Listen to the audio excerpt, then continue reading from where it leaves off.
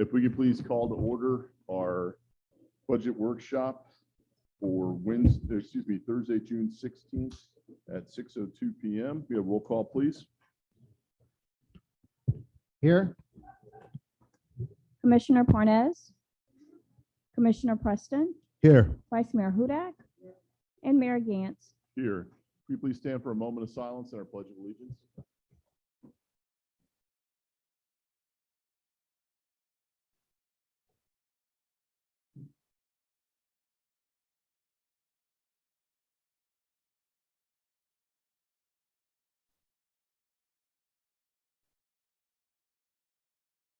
Pledge of allegiance to the flag of the United States of America and to the republic for which it stands, one nation, under God, indivisible, with liberty and justice for all.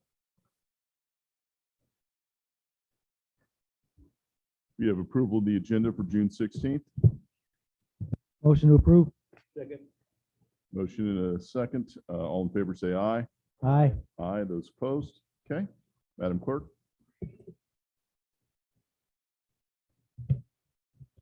For participants wishing to participate in tonight's meeting, if you are connected via Zoom video, please hover your mouse at the bottom of the screen. Click on the Participants tab. On the right, you'll select Raise Hand. You'll be notified by your profile name and be given 3 minutes to speak. If you are dialed in, please dial *9 on your cell phone, and you'll be connected and introduced based on the last 3 digits of your phone number. Thank you, Mayor. Thank you. City Manager. Mayor, City Commission, members of the public, staff in attendance. This is the second night of our budget workshops.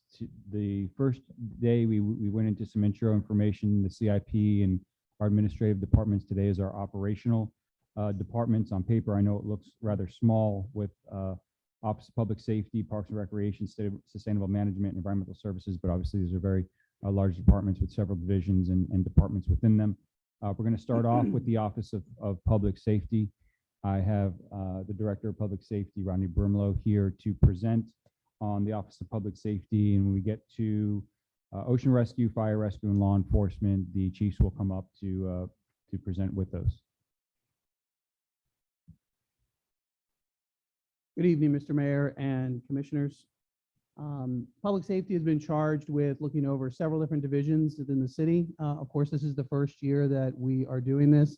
I came on board at the end of November, beginning of December. We brought on board our other staff in February and March for emergency management and admin staff. So keeping that in mind, we're going to go through each of the divisions and just do the highlights on these. Otherwise, it would be a lot. It's a pretty extensive area, but in public safety in general, the recent achievements is in finance area, we have been reviewing all of the contracts that public safety oversees, which includes the BSO contracts, CGA contracts, and other incidental contracts with some of the minor departments. The various fees that are being charged and the accounts, trying to align the accounts that were previously under other departments and now are being pulled under public safety for more accurate accounting. And also, we've increased a lot of the interdepartmental communication, most especially with IT, with Parks and Recreation, with Public Affairs and Marketing, to ensure that the messaging is getting out as well to our community. We've had some good opportunities to test this interdepartmental communication with some recent events, as well as communication on some emergency operations. In the way of emergency management, we have established policies for the city. These are brand new policies that impact every single division. We have already done trainings. We did a training with all of the department heads and all the departments that are involved in the Emergency Operations Center.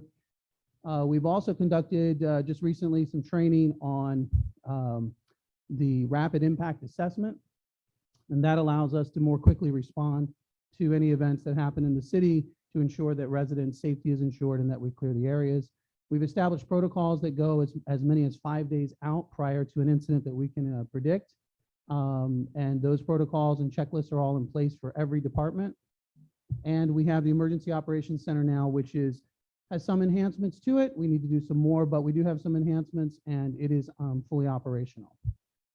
Under code enforcement, we've established what's known as a minimum cost recovery. This has to do with cases that go to magistrates. So these are cases that we have failed to be able to get compliance from an offender, we then go to magistrate and we try to offset some of the costs. It's thousands of dollars to go to magistrate on any case, so we use that to offset the cost. We have a mitigation protocol in place that allows for the city to have a voice in every single case that comes before the magistrate for any mitigation of reductions in fees. We have reduced the continuances. So whereas before there were a lot of the 30, 60, 90-day continuances, we've gotten rid of those. We try to get a finding up front and then move forward from that. And the commission passed ordinance to give us the increased daily fine, and that's for those nuisance cases. We appreciate that. We've also been looking a lot at the foreclosures. With the real estate costs going up, we're able to recover some of our costs from the foreclosures, whereas before the banks were just keeping that money as profit. Now the city's fines are being paid. And then we have a very vigorous review of our vacation rentals. We have in place where we're looking at whatever's advertised online, and we go after those who do not register their vacation rentals. Under parking, we have established the rolling 12-month permits. That has been very good.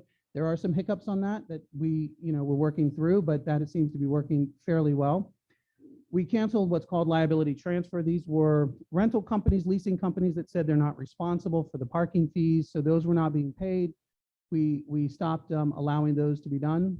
We reduced the credit card fees by renegotiating with those vendors that are passing on the fees to us.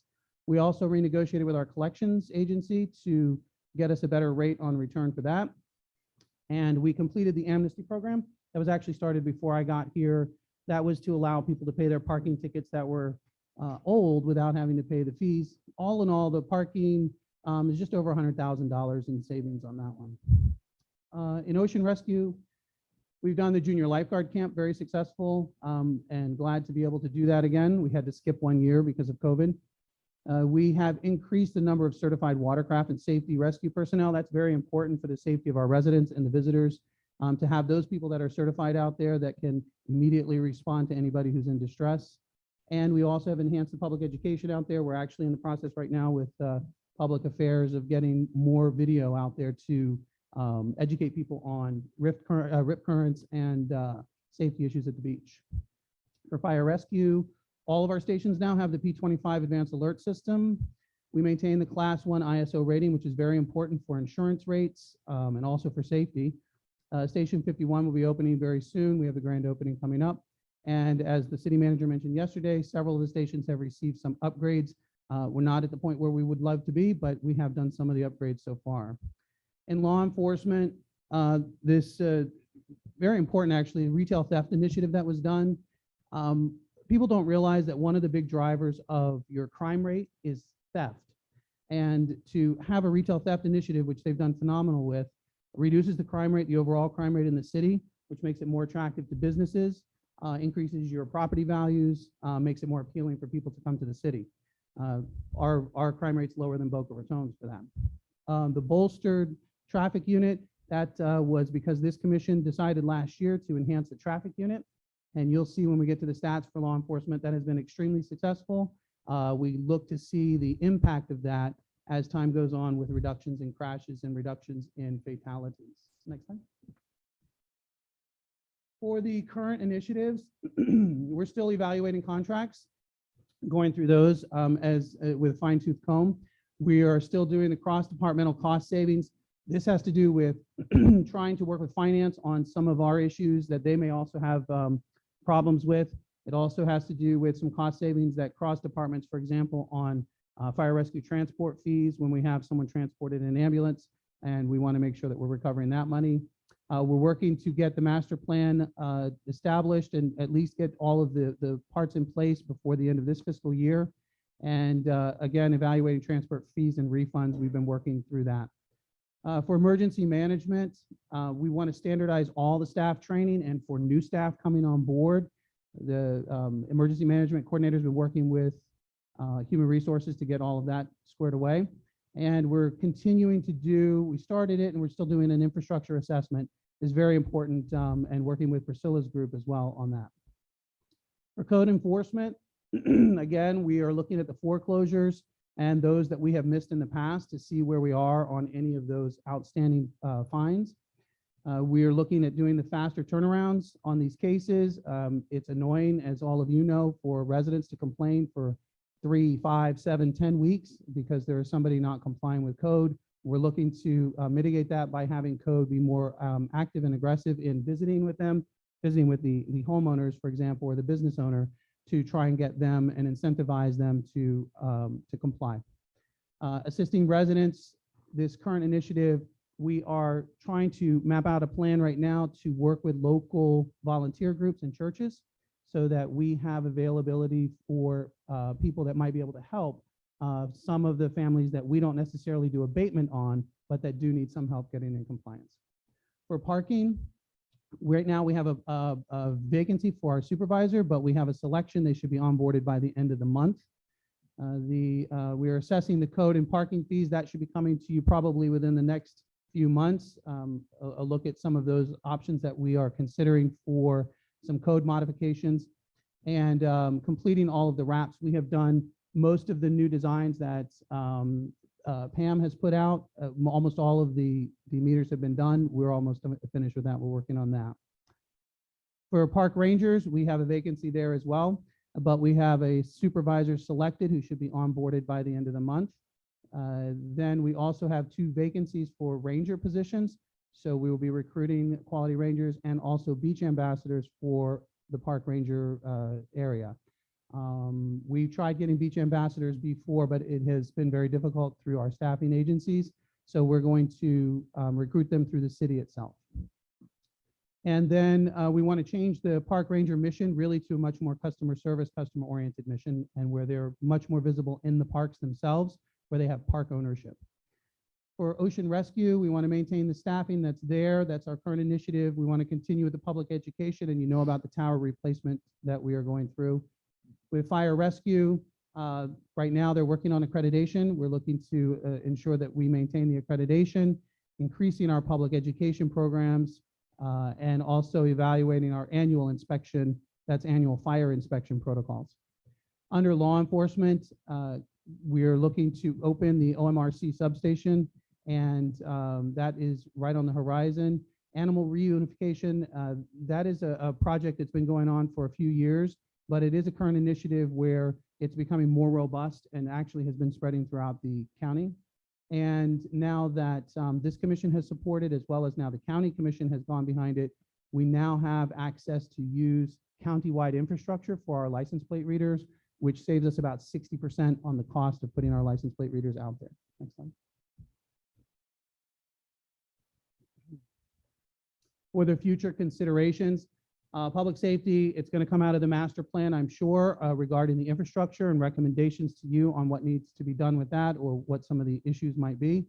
And then also to look at some of the target area trust fund improvements. There is a target area trust fund. That's going to be coming before the commission too, to look at the area that was originally designated as this trust fund area, to expand that. That trust fund area was established prior to the annexation of Pompano Beach and the unincorporated Pompano Beach areas. And we're looking to expand that to include all of District 2. For emergency management, we have some more EOC upgrades that we need to do, a little bit of a reconfiguration, and the comprehensive emergency management plan. This commission has not seen one in about 10 years. So we need to get a revised comprehensive emergency management plan before the commission, and we plan to do that by the end of this calendar year. For code enforcement, these are some of the future possible considerations. Right now, you'll see when we get to the code enforcement, we're kind of tapped out on the staffing. We have 6 investigators. If we were to add an inspector, that would be about $156,000 to add an inspector. The COLA and CPI is another option to increase that. We also want code enforcement to be operational more as a task force to assist on things like, for example, search warrants or any kind of nuisance homes that law enforcement comes across, or fire rescue goes in, let's say, to a medical call and realizes that the house is not meeting code standards, to have a task force mentality that it's all cooperative across all of public safety. If I may, real quick, Yes. just to ensure for clarity, the staff or myself are not making a recommendation to increase code enforcement. We just simply want to show you the costs of what a code enforcement officer is. And then when we talk about colon CPI, recognize that the current contract is in its first renewal, and the contract amount has not changed since the inception of the contract. So I point that out because it's important to understand that at the end of this term, we need to expect that we'll have probably a significant cost increase for code enforcement services, regardless of who's doing it or how we're doing it. Just based on the time, how long this current contract has remained the same, we can expect a cost increase in the future. Okay. On the parking area, we're looking at evaluating daily boat parking fees instead of the hourly over there. We'll be discussing that some more in the future. Establishing for new parking apps, we need to do that because the current parking app wants to charge approximately $12,000 for what others will offer as a free parking app that other cities use, Boca, Fort Lauderdale. The others are using free apps to the city. And to evaluate what our collection process is. I'm not satisfied with what I've seen, so we're going to be evaluating that mechanism as we go forward. For the crossing guards, we have 36 posts. 9 of them are city employees, 27 of them are agency. It's becoming cost prohibitive to maintain that kind of configuration. You'll see that when we get to the crossing guard budget area. For ocean rescue, to maintain the staffing there, but also to increase the coverage during the daylight savings time. This is basically to increase it to all 10 towers instead of the 4 that we do now. Over a 20-week period at 2 hours a day, this is about $38,000 to cover all 10 towers. There were days where lifeguards were leaving during the spring break timeframe where there were 10 to 12,000 people still on the beach, and we were sending our lifeguards home. Fire rescue, to look for possibly an executive officer, which the cost from BSO is $317,000 approximately, and for EMS captains, that would be 3 captains. They would have 1 per shift. That total cost would be $759,000. And the fire chief can explain those roles to you as well when she is up here. And then for law enforcement future considerations, there's been a great benefit from the addition of the deputies that were put in by this commission prior. However, there have been 2 vacant positions that are perennially there, and to reduce those and replace it with a supervisor, which is desperately needed, it would actually result in a cost savings to the city of about $70,000 a year. And now that COVID has passed, and we are kind of out of that, to enhance what our PAL and community engagement efforts have been lacking over the last couple of years because of that. Next slide. Just a second. On the fire rescue bullet there, the current consideration of what you're going to see in the numbers does not include these positions. This is not my recommendation at this point in time, just based off the increases that are being proposed by fire rescue. I'll be honest, it was my hopes that we would be able to propose an executive officer within fire rescue, because I do think it's needed. And I had hoped that, being that this year is going to be our last payment for the BSO radios that we lease purchased over 3 years, that this year would be coming up would be the opportune time to do that. But as I mentioned, unfortunately, as you'll see, the costs within fire rescue have increased substantially. And with the law enforcement recommendation here, this is a recommendation that I would support, because, as you know, it doesn't matter whether we have, we could have, and I don't know the exact number, but I'll use a round number, 100 officers, in our consideration. We have vacancies, and we always carry vacancies. The vacancies have gotten better. There was a point in time where we probably saw upwards of 10 to 12 vacancies. Yeah. We're down to about 4 to 6, five vacancies at any given time, but they're vacant positions.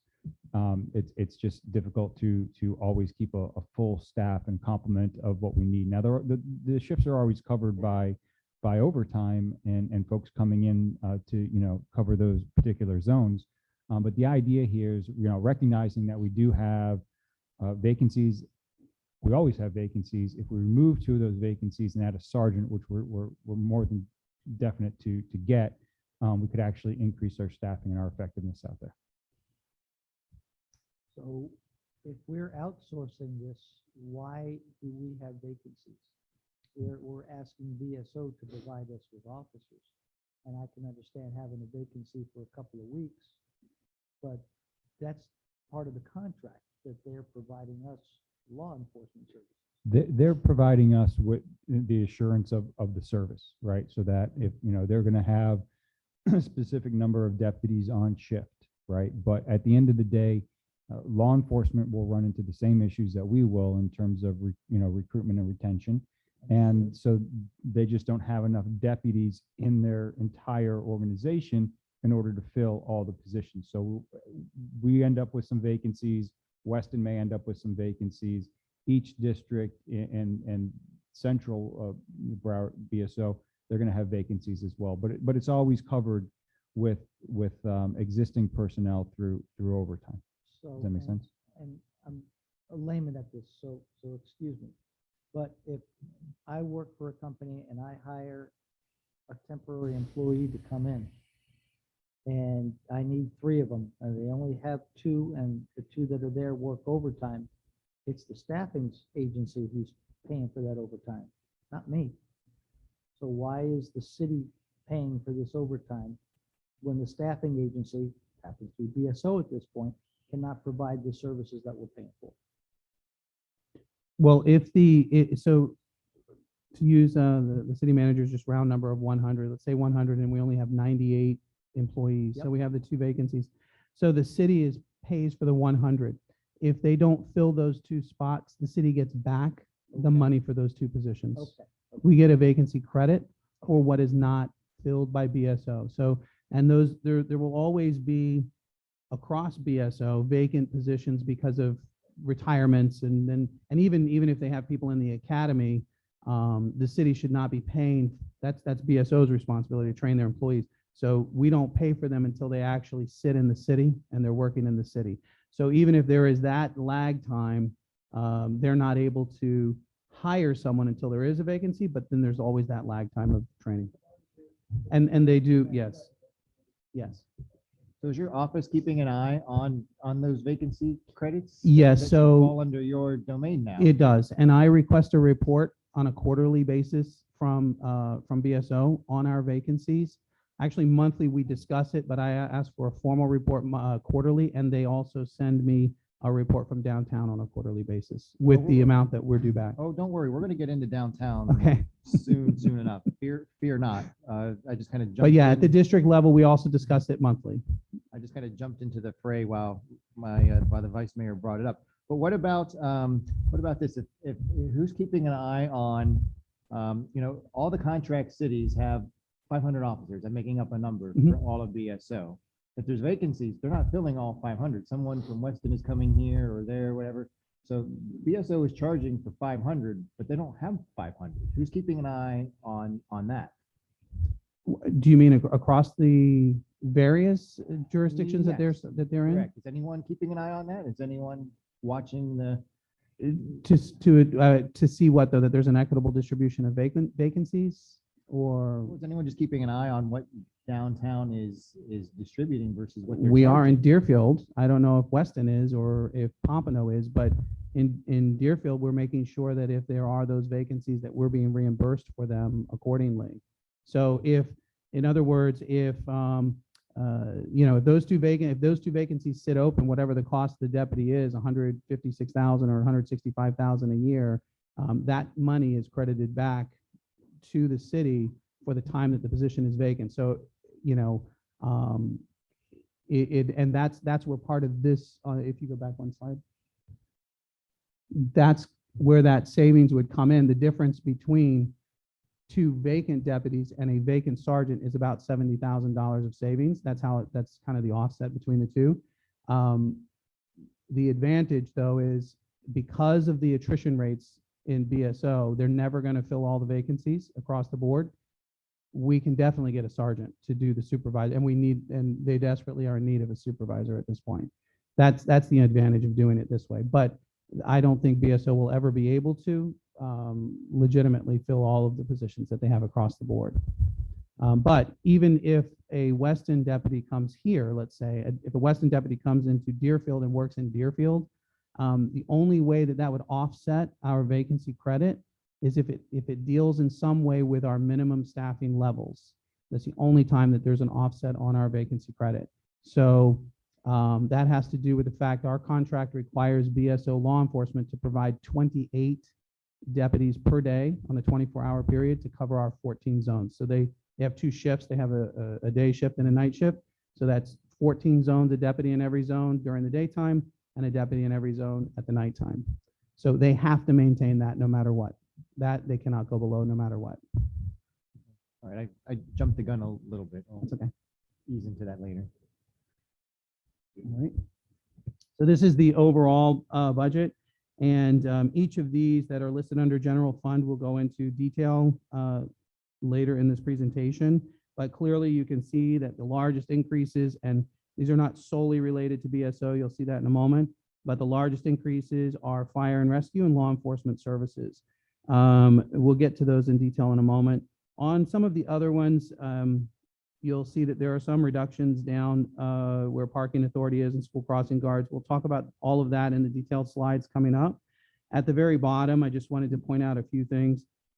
There's a nuisance abatement assessment fund. This was not under public safety before. We brought that under public safety.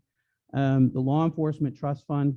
So you understand where that money is. That 120,000 is actually based on what BSO seized this year, seized assets during the year. That's what that 120,000 is based on. So it's actually from their forfeitures that's coming back into their trust fund. The same with the Deerfield Beach PAL fund. That comes out of law enforcement trust fund. So that's out of seized assets. The crime prevention fund, similarly, and PAL donations is from civic organizations in the community. Okay. This is the administration slide. There is a lot of realignment that was done this is the first year that we're doing this. So there were some unknowns, obviously, during fiscal year 22.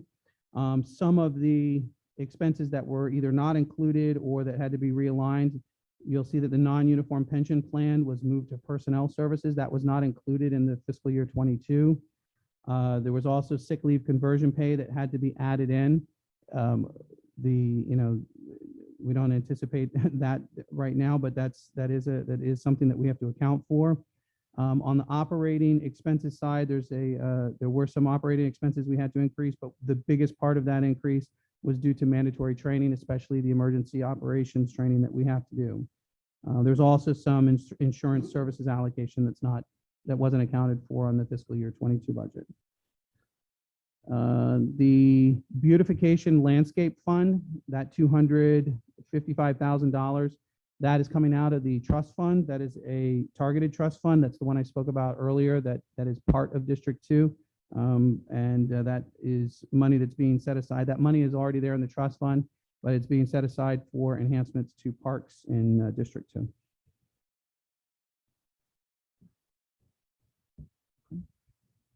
This is the code enforcement operating budget. The city manager mentioned it's pretty much flat. The increase for $3,000, an increase in the cost of magistrate, that's over the whole year. It's a relatively small increase. The code enforcement contract has not increased since 2015, and we are in the midst of the contract now. So I think the next time that it is up for negotiation, it will probably be a substantial increase if we don't look toward that in the future. The next slide is the parking authority. Yes, sir. Slow down real quick, and I apologize. So the CGA contract, I could swear, I want to say it was 2 years ago, we renegotiated that contract or reallocated it in some way in order to see some cost savings. Commissioner, Vice Mayor, that was the building contract with Okay. CGA. Okay. If you remember yesterday, Mr. Power showed us some slides where you actually saw some of the more upfront revenues Right. coming in. Right. So that was the building contract that we Okay. renegotiated. Thank you very much for that clarification. Okay. Well, it hasn't been increased in 7 years.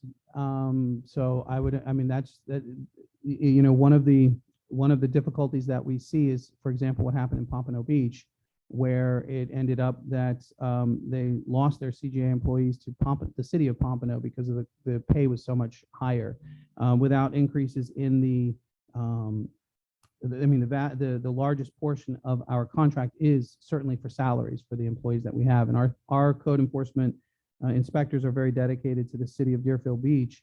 But the reality is I know that they make substantially less than jurisdictions surrounding us. So I would imagine that those salaries will be brought on par the next time that the contract is negotiated.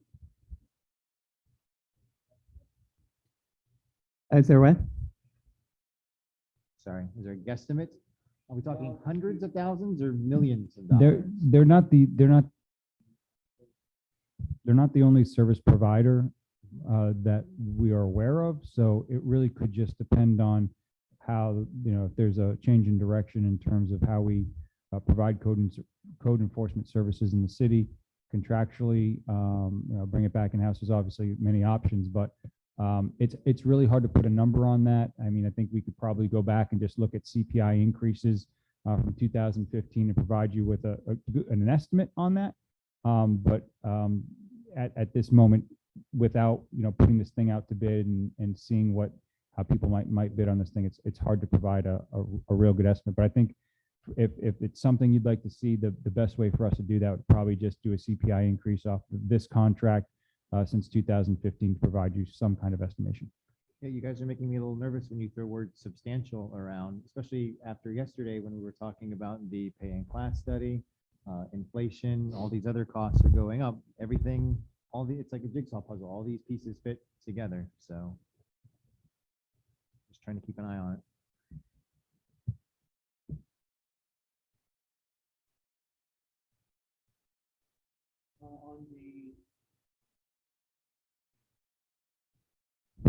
On parking authority, certainly during COVID, we didn't have as many people coming out and parking, of course, so those numbers were a little bit low. But even since last year, you'll see that the citations, violation citations have increased about 9% up to just under 19,000 is what's projected for this year. And you'll see that the revenue under parking authority, now this is not including the little over $100,000 that we saved on renegotiations. This is just on actual parking, paid parking, parking permits, and fines. This year, we should be around 4.1 million by the end of the year, which is a little over $500,000 increase since over last year's. Next. On the budget for parking authority, you'll see that there are some reductions under the operating expenditures and the capital outlay. The capital outlay is because the installation of all the new screens and the meters has been completed. We've already paid for the redesign of them as well. So that's in this budget year. We don't need that in next budget year. There is a savings, you know, the personnel services was increased because of the insurance services and retirement. That was now put under the individual department. And the operating expenditures had a budget transfer. That was it was a part-time employee that was moved into regular personnel. So that was another $21,000 on that. Some of the operating expenditures went down also because of those renegotiated contractual services and credit card fees. Next. For the school crossing guards, when the insurance services allocation retirement were added in, as well as the personnel itself, this budget actually came up to $354,000 instead of $251,000. It's becoming cost prohibitive to maintain the positions that we have. And if we went entirely to the contractual services, it saves us about $100,000 on the school crossing guards alone. Those positions, we have 36 positions that we fill. And as it is right now, 27 of those are filled by our contract provider as it is. That's for all 36.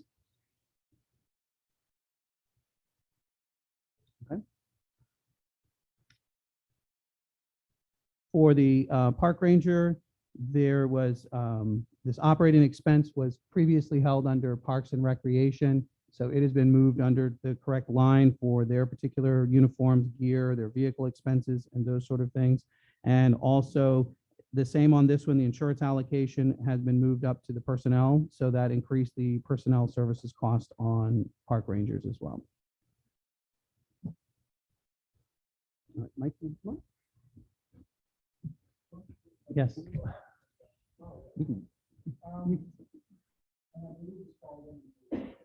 I believe this falls under your jurisdiction. We had that Surfside incident almost a year ago, maybe a little over a year ago. Correct. So I know that, the county has instituted increased inspections of these high rises. And I was just curious what we are doing in Deerfield Beach to ensure that our buildings are safe, especially the ones right on the beach. So we do the 40 and the 50-year inspections all fall under code enforcement. And we have an individual compliance officer that is assigned to that, and they work with the building department as well to ensure that those are being done.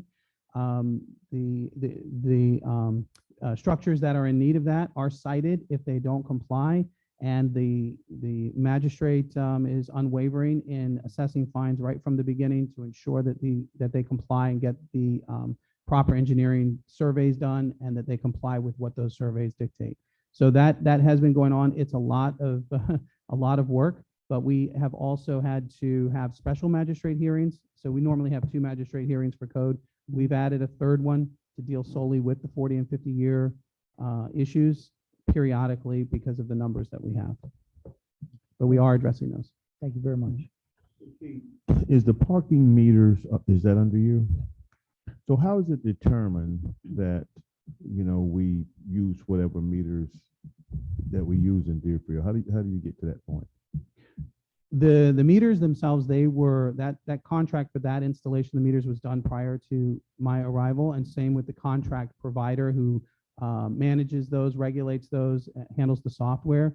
That is back on the one slide where I said I'm relooking at that because I'm not very satisfied with some of the customer service side that we have with that, and I'm also not sure that the fee structure that is in place is appropriate for us. The reason I bring that up is the Florida League of Cities recently had a gala down in Hollywood. And so I parked in a city parking lot and I used the meter. And it was a line of people because the instructions that they were giving on the screen wasn't moving. It was very confusing, one. And if you weren't careful, you could end up paying a lot, to sit in that parking lot for a long time when you only wanted to be there for like 2 or 3 hours. Right. It wasn't driver friendly at all. So the companies that I've already started looking at are very well known. They provide service to every city that we touch. And we're also looking at a text to park option as well, where you can simply text your payment for parking. So we're looking at 2, possibly 2, maybe 3 vendors to allow for customers to select what is preferable to them for paying for their parking. And most of those allow you to say add 30 minutes. If you happen to be in a restaurant, you get tied up, you had to wait, whatever, you're able to add it from your cell phone without any issues. And then also this text to park app as well. So we're trying to make it a little bit more customer friendly. And yeah, that's some of the issues that we have seen with our current provider. I want to just jump in and ask the city manager a quick question here, please.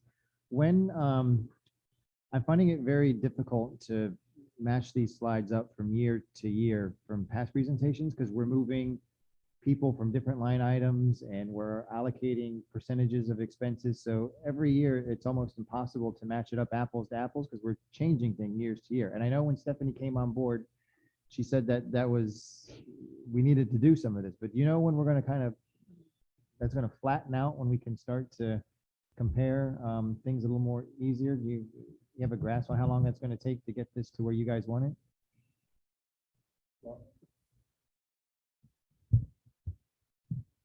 Whenever we make personnel changes, I try to make it a point to provide what that change will be or what that delta is in regards to any reclassifications or movement of those personnel.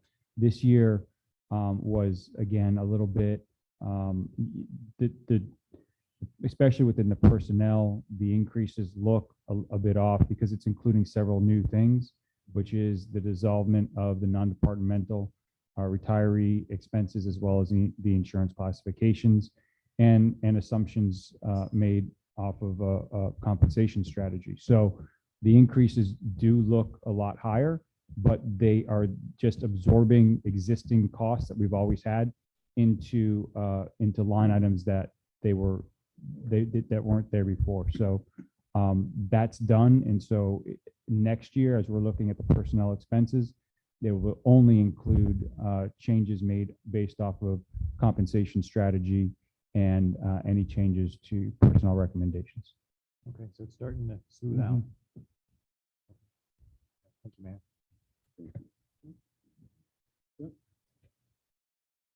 So on the ocean rescue, go back one. The ocean rescue, the three indicators that you have here, attendance is growing a lot. Obviously, since COVID, it's soaring. It's up 41%, but 15% in the last year. The number of medical calls that Mike's group is handling out there is also up about 14% since last year, as well as their rescues are almost up 20%. It's 19% they're up now. So they're very busy out there. It's becoming more taxing for the lifeguards. We know that there's also, nationwide, there are issues filling lifeguard positions. We've had the similar kinds of issues here, but we do have full staffing, enough staff. Our lifeguards are always out there and our stations are always staffed.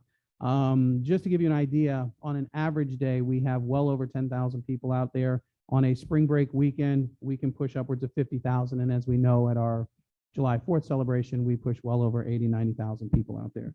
But it is important to realize that that his folks out there are handling on a busy weekend anywhere between 35 to 50,000 people, depending on the season.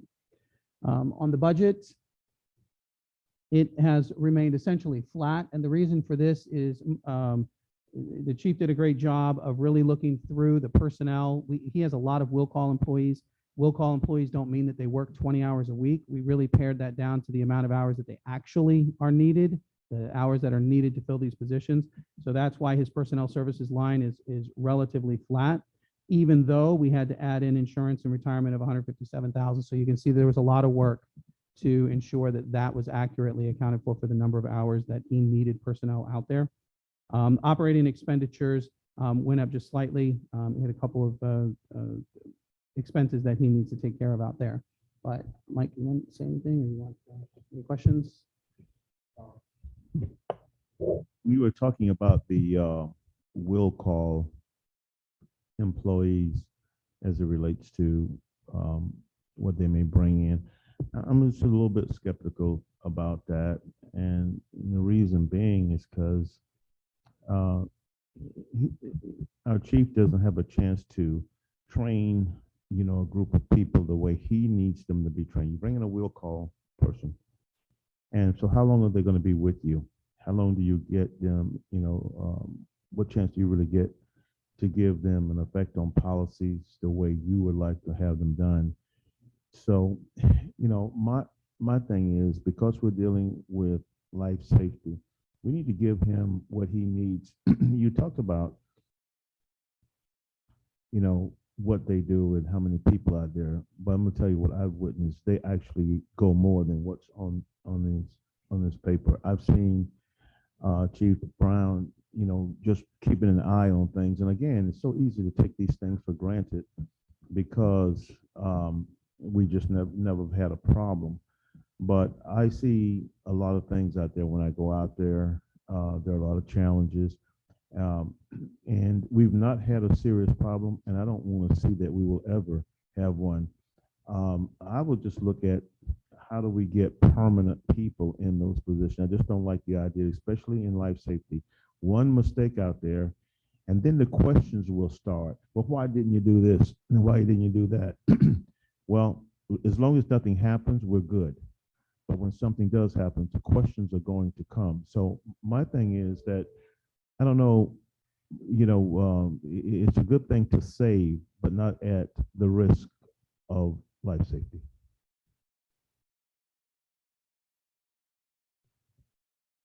Just to kind of confirm of what you said when it comes to will call, as mentioned, there is a nationwide shortage in lifeguards right now. It's become a challenge to keep people in-house. So that is something we need to look forward, in the future. Especially as we mentioned, man in all 10 towers. That's very important to me, as you guys have witnessed over the last couple of years. That's been in my future considerations each year. So, just to give you guys an idea, from Palm Beach to Miami, pretty much every beach, at least during daylight savings times, are going 10-hour days, every tower. And I think we do partial. So that's a big goal of mine as a chief.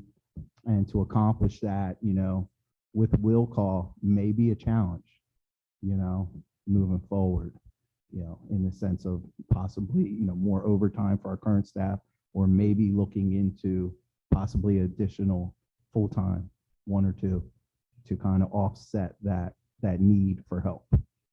And my feeling is if we need that 1 or 2 full-time people, we need to do it. There's a reason why we haven't had a tragedy in Deerfield, and it's because of his policies, how he handled his people. As soon as you lose somebody, all the question starts, and I'm gonna tell you, this is not a time whenever you're dealing with, our police department, our fire department, our ocean rescue to get skinny. We need to be open-minded because, we're talking about life safety again. One of the things that I think we've seen recently is some of our full-time to wanting to go to will call to explore other things or work on several beaches and things like that, where Mike used to get 10, 12, 20 people for a physical test. He's getting what, like 5, 6 now? Yeah, we used to get from 25 to 30 people for maybe 2 positions. I just held a test on Wednesday for 3 full-time and 5 will call. I had 6 people show up and 4 people pass the test. Just give you guys an idea. We always prided ourselves here in Deerfield, never having that issue. And like I said, it's nationwide, but it hurts when it hits home, so. There's an article in the Sun Sentinel today regarding the shortage of lifeguards here in South Florida in particular. So it's not a matter of us not wanting to do it. It's a matter of us not having the people coming to do it. So, if you need the money to be able to make it happen, make it happen. But we don't have, there's no one there to do it. So that's your problem. Yeah, and on that note, I've been very gracious, over the years. You guys have given us all the tools that we need to succeed out there. Everything is coming through fruition, new towers, equipment. Now it's the need for personnel to make that happen. So thank you. So what do you need in order to attract other applicants? There's been a lot of talks in the Chiefs Association, the meetings I attend each month, different strategies, approaching universities, possible, collegiate athletes, job fairs, things of such. There's trying to train, or even the sense of pass the physical test, not worrying about certifications and certify them in-house. But again, that takes more personnel and more resources to train these individuals. So there's a lot of strategies out there, but for the most part, we're just not seeing that interest in our profession as we have in the past. So these are things that Financially, you're competitive with the surrounding beaches? I would like to say so. Okay. Yeah. I would like to see something where in public safety can help, build a program, that would be local, like through our high school, whether it's fire department, police department, ocean rescue, where we introduce a program and it may provide some opportunities to recruit these kids right out of high school. And so if a public safety type program that is right here in the city of Deerfield Beach, and we introduce the information to the high school of here are the possibilities of a kid coming in, let's say from 9th grade, putting them through a curriculum. There are actually some high schools in Broward County that when a kid graduates high school, they actually can have an AA degree. That's incredible. And so certainly, if we were to partner with Deerfield Beach High School, introduce a public safety program, and that could have three different components: fire department, ocean rescue, BSO, that sort of thing. A career in whichever one you choose, and you begin targeting those people early, there's a possibility that we'll be able to address these needs a lot more efficiently than just hoping that we can get somebody to come in. The Boys and Girls Club, they got the team center. They have different curriculums. How about we just give some direction that if we can go ahead and start some type of program and explore what the options are? I think those are Absolutely. great ideas. Yep, absolutely. We Thank will you. do that. We will do that. Thank you. You're welcome.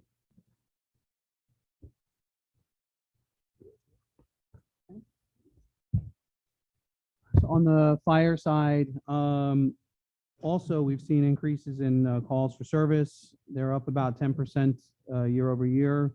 The building inspections, of course, are done by our fire inspectors. Those are up about 7%, the fire inspections for buildings. Fire hydrant inspections, those are where they make sure that they're properly maintained, they're operational, they are functional, they test the pressures. Those are pretty flat over the last 3 years. And the same with plan reviews have actually gone down just slightly. They're 4% over last year, but they're actually down over the last 3 years. I think that is because the way construction, that's based on the construction that's going on in the city. On the operating budget, personnel services is related to the city's fire pension fund. That is probably the highest, at least the highest change I've seen in recent times. That's based on third party. That's a third party that decides that. They have actuarial mathematicians that make their determinations and then give that information to our finance. The operating expenditures is the BSO contract itself. And that contract, it went from 29.6 to 31.7 year to year.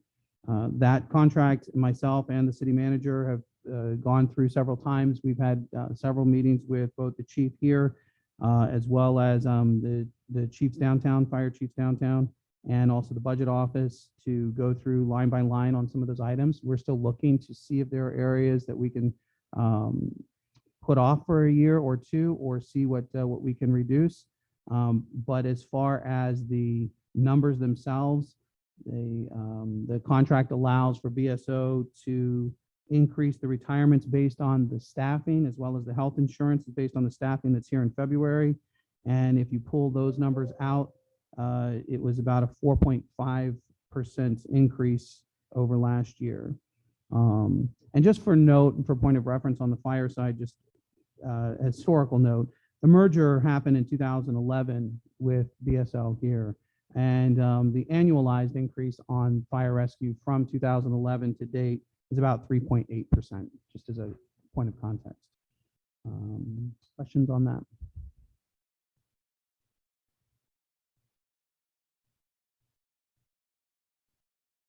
Okay. Mhm. Almost got away. Chief, I'd like to ask you a question, and that is, are the rats still in Station 4? Yes or no? No. They're called firefighters. Wow. Firefighters. Oh, no, gee. We don't call them that. Mayor, you know you didn't. Just want to make sure. Sorry. No, they're not. Huh? No, they're not. So we have effectively addressed that? Yes, the city has effectively addressed the rodent issues we had at Station 4. Okay, because that was pretty recent that they were there. Yes. I know, Mr. Bremlow, I know it's a little tough. He's rough. I'm a little sensitive about that because obviously you all know what I did. And thankfully, the public gave us other names, they gave us other names, and we're very thankful about that. Thank you, Chief. Thank you. And I don't see this on the slide, and it was mentioned last night. We talked about the fire assessment fee and how, I guess, 3 years are up and we do a study to take a look at it. I am concerned about seeing that the increase doesn't match the increase in the revenue that we're taking with the current fire assessment fee exceeds the change that we're seeing in the budget for the fire rescue.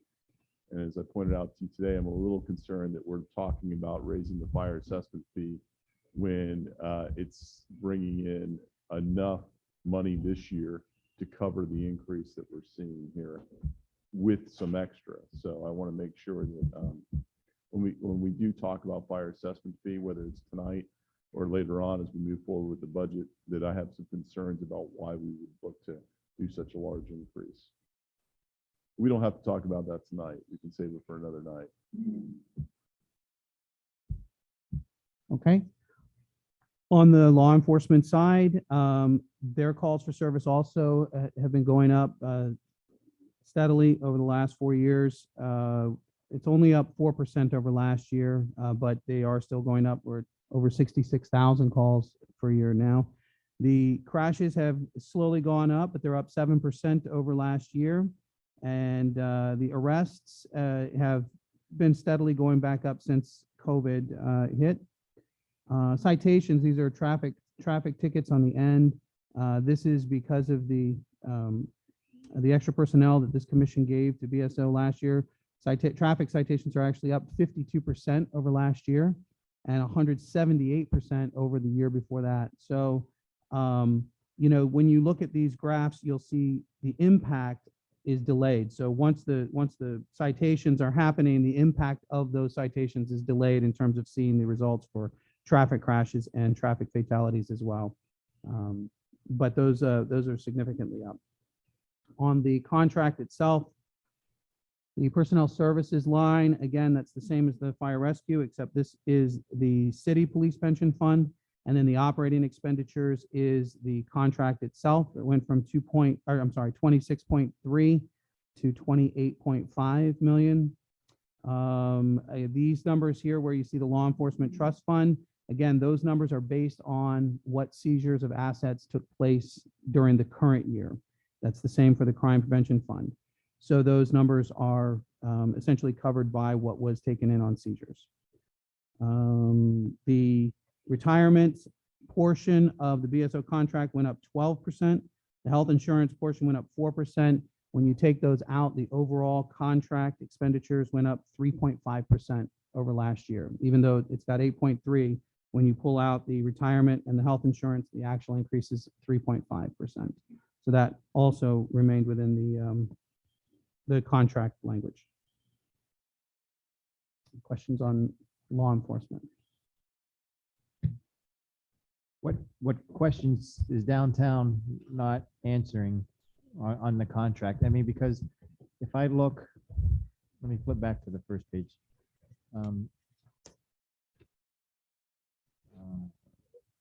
Fire goes from 35.8 million. I'm sorry. Yes, 35.8 million to 39 million, an increase of 3.2 million. Law enforcement goes from 28.6 million to 30.9 million, an increase of 2.3 million. That's an increase of 5.5 million. That's unsustainable year after year after year. If we get a hit this year, 5 million, next year, 5 million, the next year, 5 million, it's unsustainable. Our tax rate is not going to support that.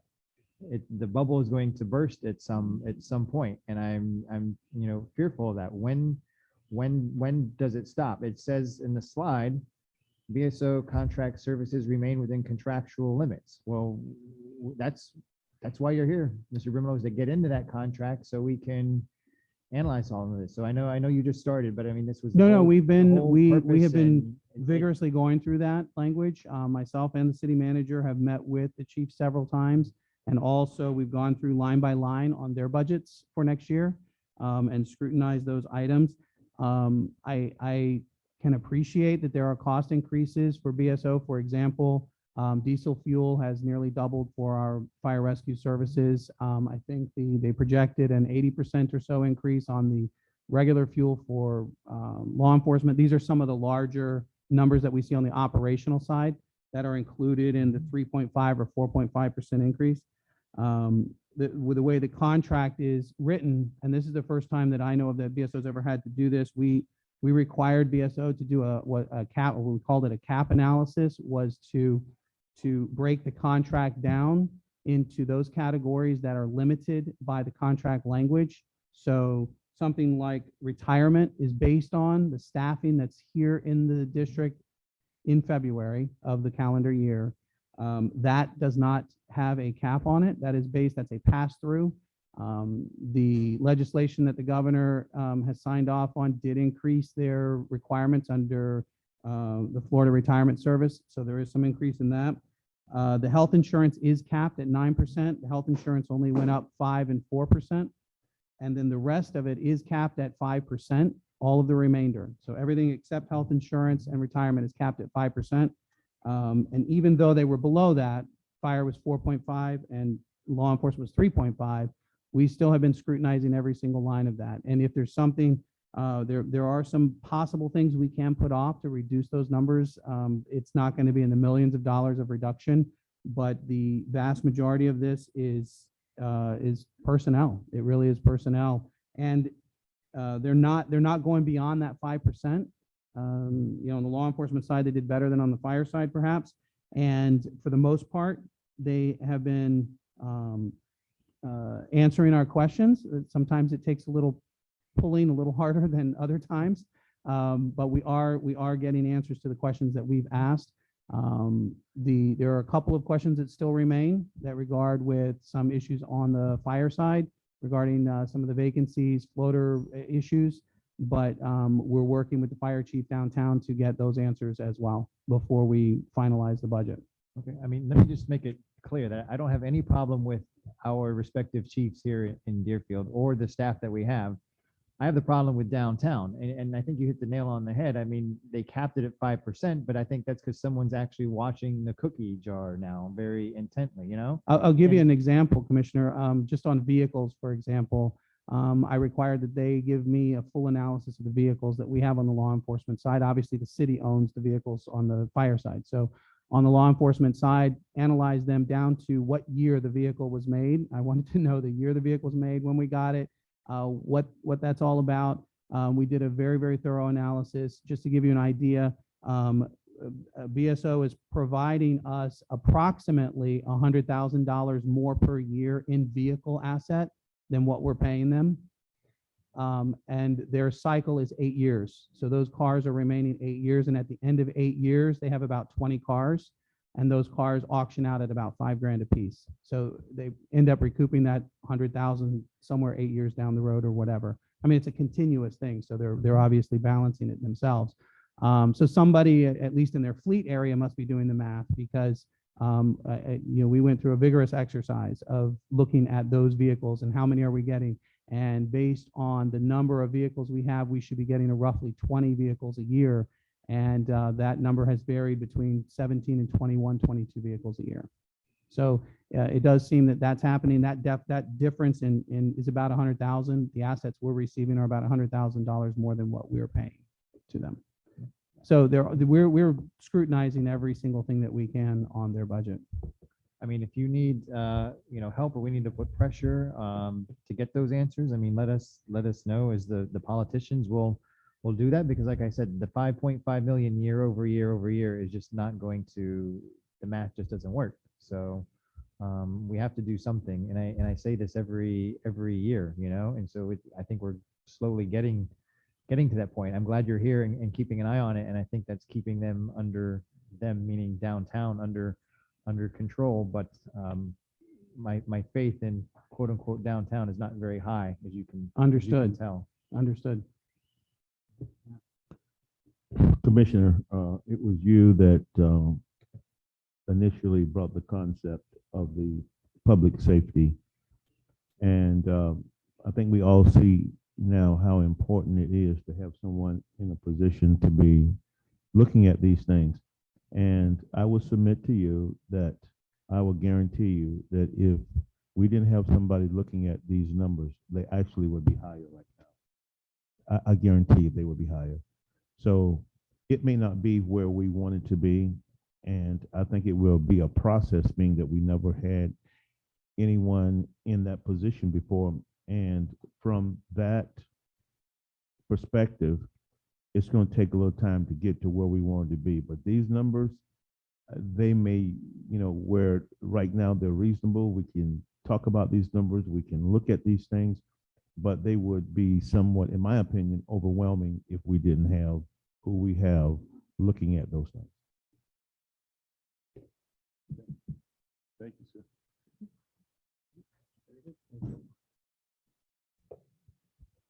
Thank you. Next, we have Miss Teresa Renard from Parks and Recreation. So, Mr. Brimlow, I didn't know you were leaving with Oh, I can stay. the captain at the same time. You can please stay. And then No. on deck, one of the things that we discussed when creating the Office of Public Safety was that we weren't utilizing grants nearly as effectively as we should be. And I didn't really see that part of your presentation. There was Where- some covered with Jonathan yesterday. You'll see some of the grants that we looked at on there. We also have applied for some federal funding on some structures that need to be replaced as well, and a substantial grant on that. Hopefully that will go through, we'll see. But we are still looking at a wide array of grants. Those things will always fall under Jonathan's listings of things because they won't really fall in the public safety revenue side or on our expense side. That'll all fall through there. And I think this year we had somewhere around 350,000. Well, if you want to include the shot spotter, that's Shot another 595, I think. Yeah, if you add shot spotter, it's over 500. and then have you been able to quantify the savings you have brought to the city through your department, through the various departments that you're dealing with? I mean, you were talking about, the parking, and at the very beginning of your presentation. I think it would be good for you to be able to, since it is a brand new position, to quantify what savings you brought to the city, because one of the things that I told my colleagues in selling this was that it's going to pay for itself. And I think they would like the proof that it has and then some. Mhm. I can tell you that just as an example, on the parking, which is a small, these are incremental changes that we do, but on the parking side alone, it's in excess of 150,000 in either revenue increase or cost savings, just with the credit card fees, with the collections fees, and items like that. We have another example is on the fire rescue transport fees. There are two issues with fire rescue transport fees. Number one is we are ensuring that our residents are absolutely not paying the difference between whatever their insurance company covers and their transport fee. They're paying taxes for the city. And, just as an example, we had a young lady who had been sending in $25 a month and for 13 months or something like that. She's a resident of the city. She should not have ever been billed that amount. So those kinds of things we're absolutely making sure on, and we're making sure that refunds are not extended where they shouldn't be. That cost savings is probably on the order of, the last couple months has been around $8,000 to $10,000 a month. That's on transport fees. The code enforcement side, with the procedures that we put in place, substantial amounts of money on those returns. Just as an example, one of the first ones we mitigated, probably would have mitigated by customarily down to about 10 to 13,000. We mitigated that to 100,000. So in other words, they paid us 100,000. That's okay. They would have only paid us about 10 to 13. So that just that one case alone is around 90,000. Some of those are hard to quantify in those circumstances, but with our attorneys, all mitigations go through me. Anything that's of a high value is highly scrutinized, and if it is something where what oftentimes happens is you'll have a business, they didn't care about these code issues, they don't care about it. Residents complain, everybody's complaining, then suddenly they want to sell their property. No, that's not acceptable. Don't look for a large mitigation coming in here. You're responsible for that. You've been an irritant to this community. You've irritated the residents, and you failed to comply.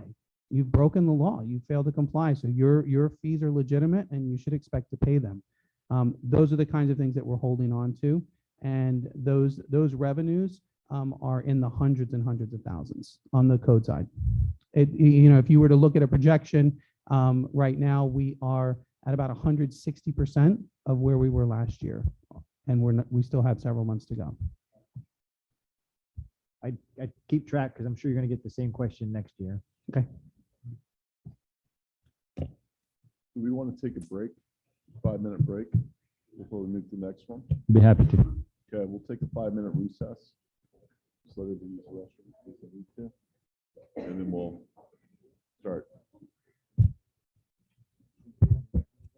I don't. Yeah. I'm good, turn thank it you. around again. The fan working. Sorry to torture you. I'm good. I'll grab one. Don't worry about it. Thank you. I'll grab it. Thank you.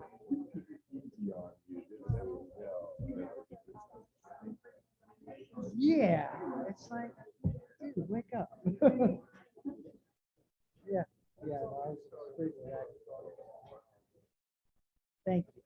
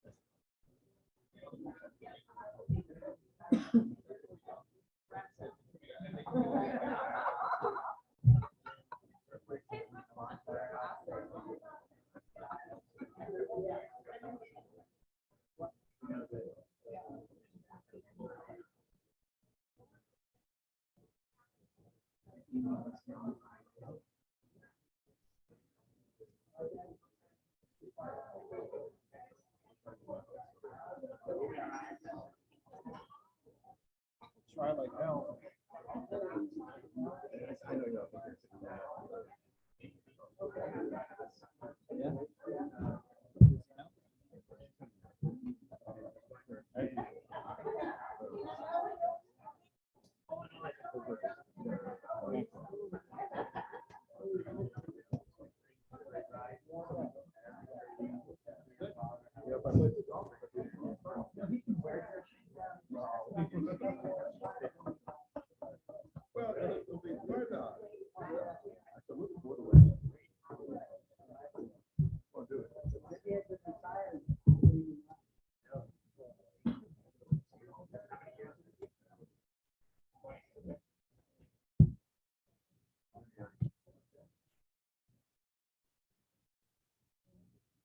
Yeah, I did. I have my little chip in it. Go this way. I'll chat.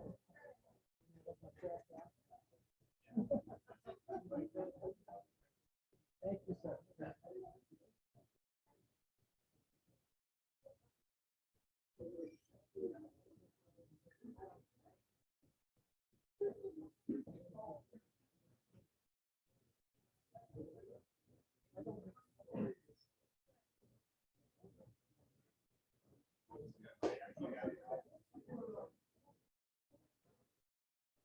Very nice meeting you. Nice meeting you too. Very much.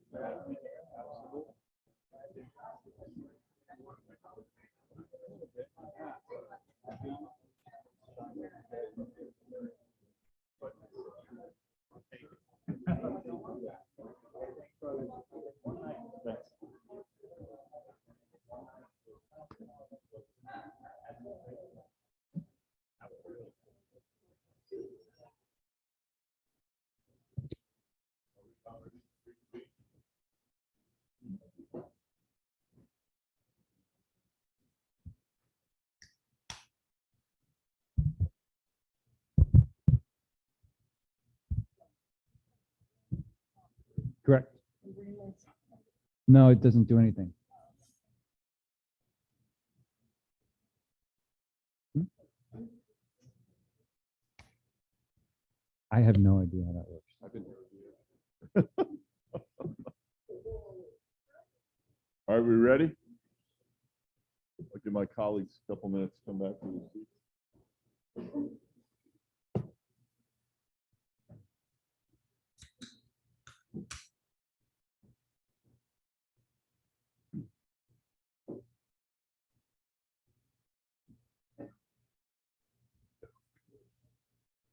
Oh, I got the one back I wanted. Let's go ahead and start.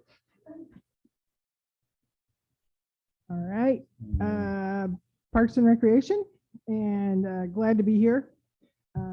Mayor, Vice Mayor, Commissioners, we're going to go through, it's a very large department with a whole bunch of divisions, whole bunch of people. I'll try and hit it at the right level and certainly willing to answer any questions on more detail that we might need to cover. So I've been here almost a year. I've had an awesome opportunity to get to know the community, to get to know the organization, and through staff and conversations with the organization.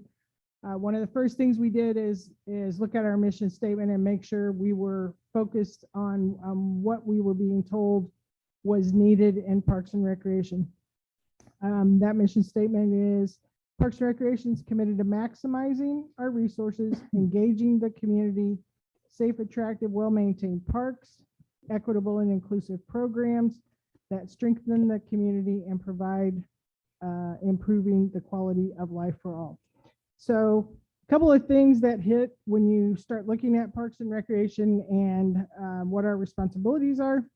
But one of the main things that we looked at was reorganizing the department in a way that would help us focus on efficiency, quality, coordination, and data.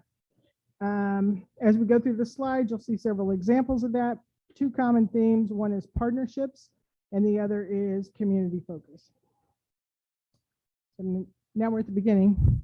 So one of the things we started after the first year, we're hoping to do it at the end of last year, and then we had that little COVID spike, is doing something we call Community Engagement Cafe. These have been very successful. And it's modeled off of something called the World Cafe model. Basically, we bring people together, we have a small meal, we break into small groups, and we answer questions. The very first meeting, those started off with what's important to the community, what are the community values, what's the role of Parks and Recreation, and then we started diving down deeper and deeper into the meat. What we heard a lot was that park maintenance needed improvement as well as programming. And I would say that that was true. So we engaged local nonprofits. We've given them some opportunities to work with us on special events, and in turn have been able to lean on them a little more for support of some of our activities. OMRC, we had a great opportunity through a grant to do some one-of-a-kind unique playground.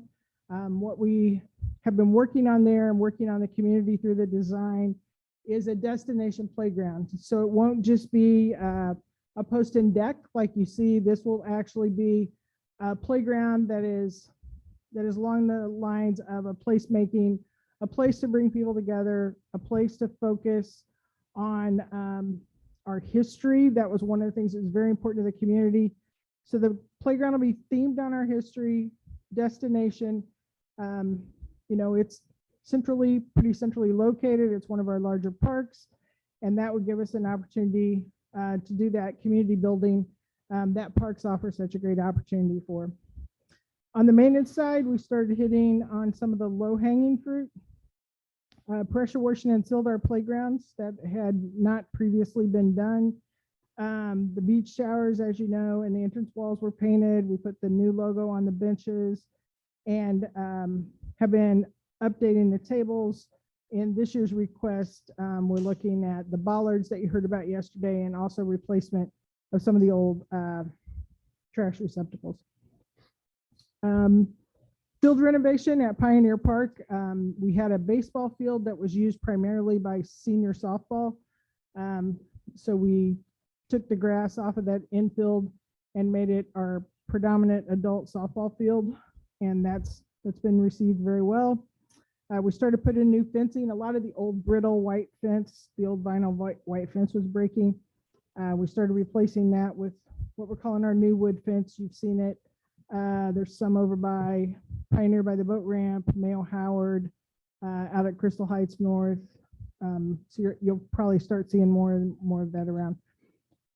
Park blitzes, we started this. So when you walk into a situation, or if the budget has kind of, with all the frozen positions in the last year or two, and with the budget being cut, little things get out of hand, whether that's weeds and shrub lines, foreign growth, fences that aren't getting repaired at a tennis court, painting on community, those kinds of things.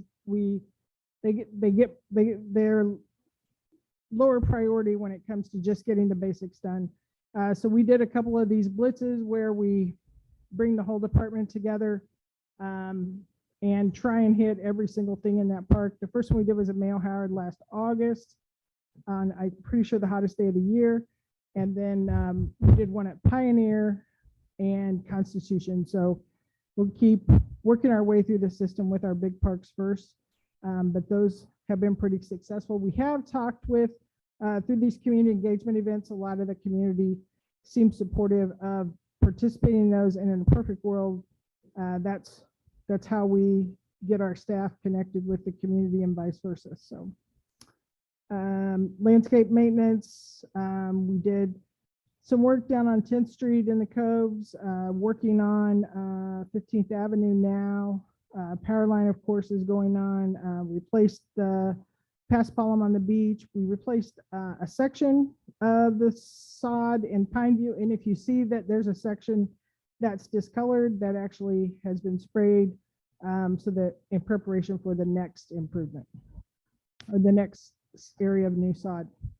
As far as current initiatives, one of the things that I can tell you based on experience, how we're doing and what we need, I don't have 1 ounce of data to prove that. So it's very important, I think, that if there's an old saying, if you can't measure it, it doesn't count. But I do think it's very important that we get more data driven in our decision making.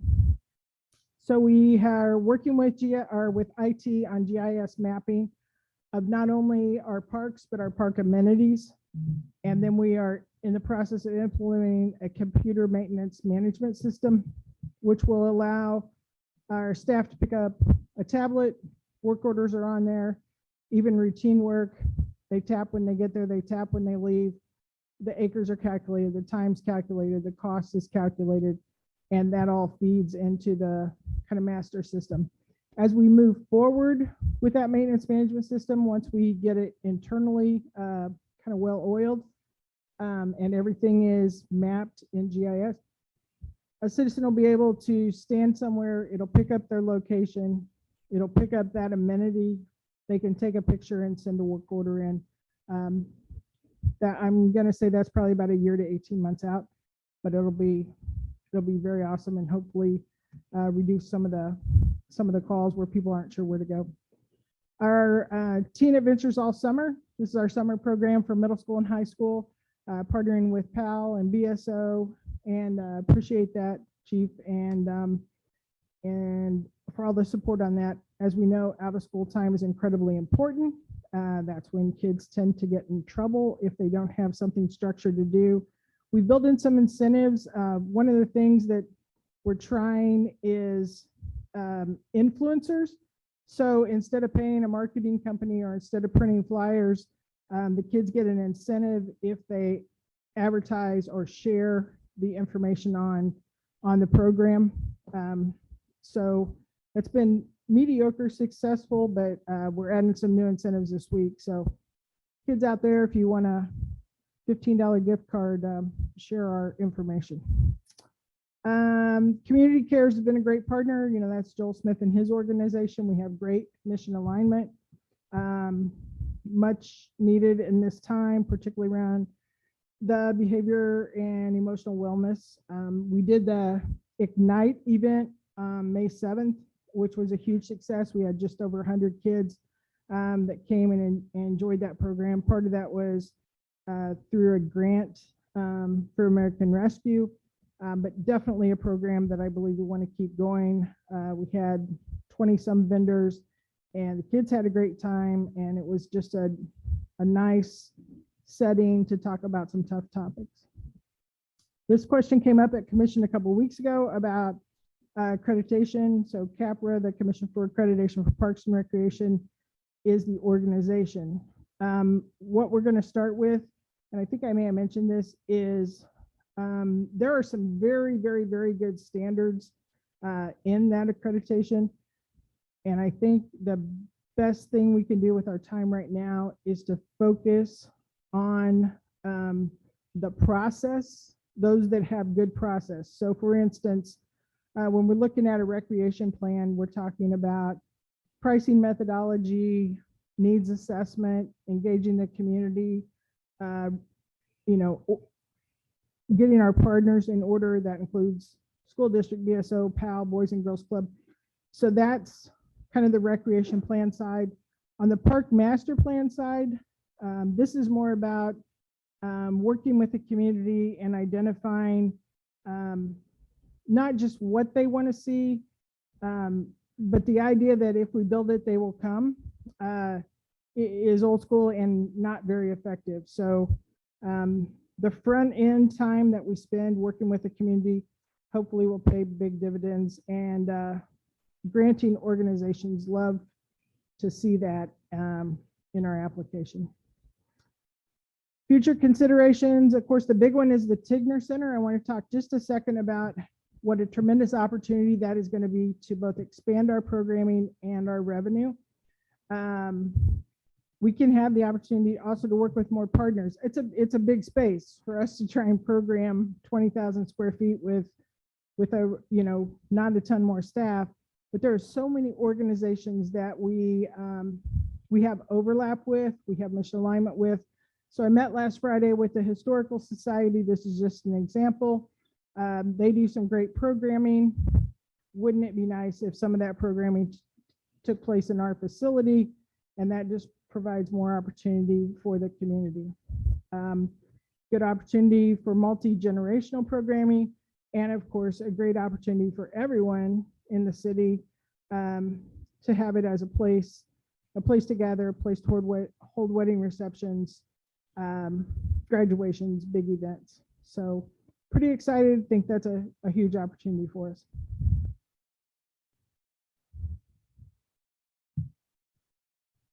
Operating budget, we're going to go through all of these individually. On the divisions, just a division or the department as a whole, we reduced in our reorganization, and we'll kind of go through the details on that. We reduced divisions by one in terms of division leaders, division managers, superintendent, and we split up some functions that were clumped together in expenses. For instance, athletics and aquatics was clumped together into one budget.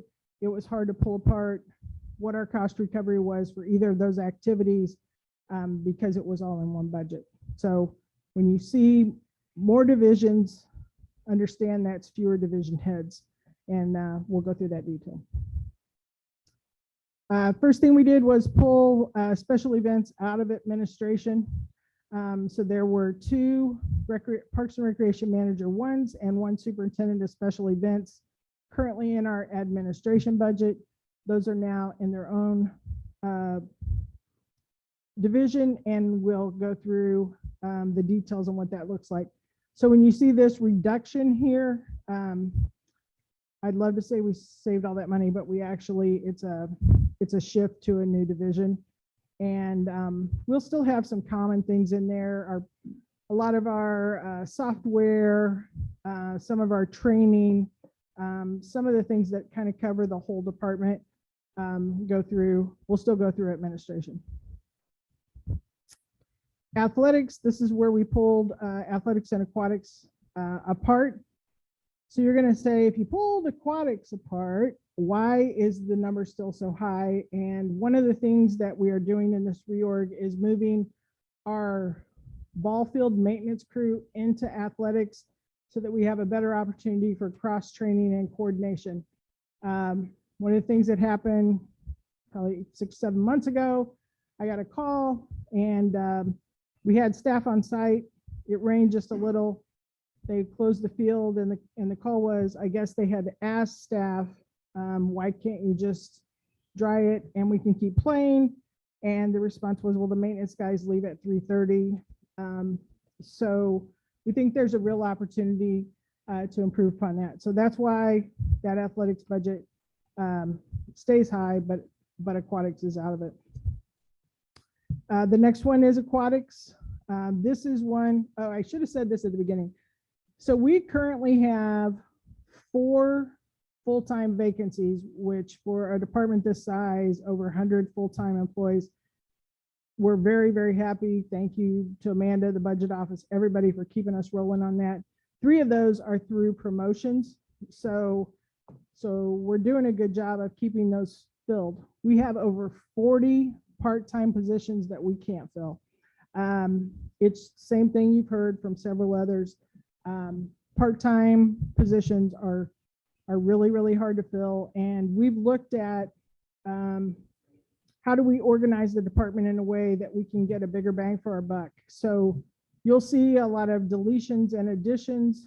I will say the net at the end of the day is -2 FTEs. That's when you add all the part-time numbers together and the full-time numbers together, plus another 2 FTEs that are just shifting to Jonathan's Department of Community Services. So -4 FTEs, 2 of those are still a cost to the city, the other 2 are savings.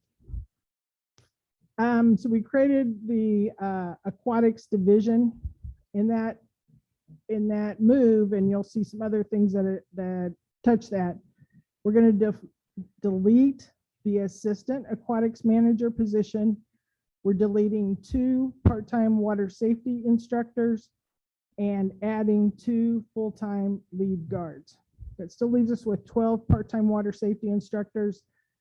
With the pool renovations, we haven't pushed real hard to fill those right now, but only 4 of those are filled. So this should provide us better coverage and certainly easier recruitment opportunities for those full-time lifeguard positions.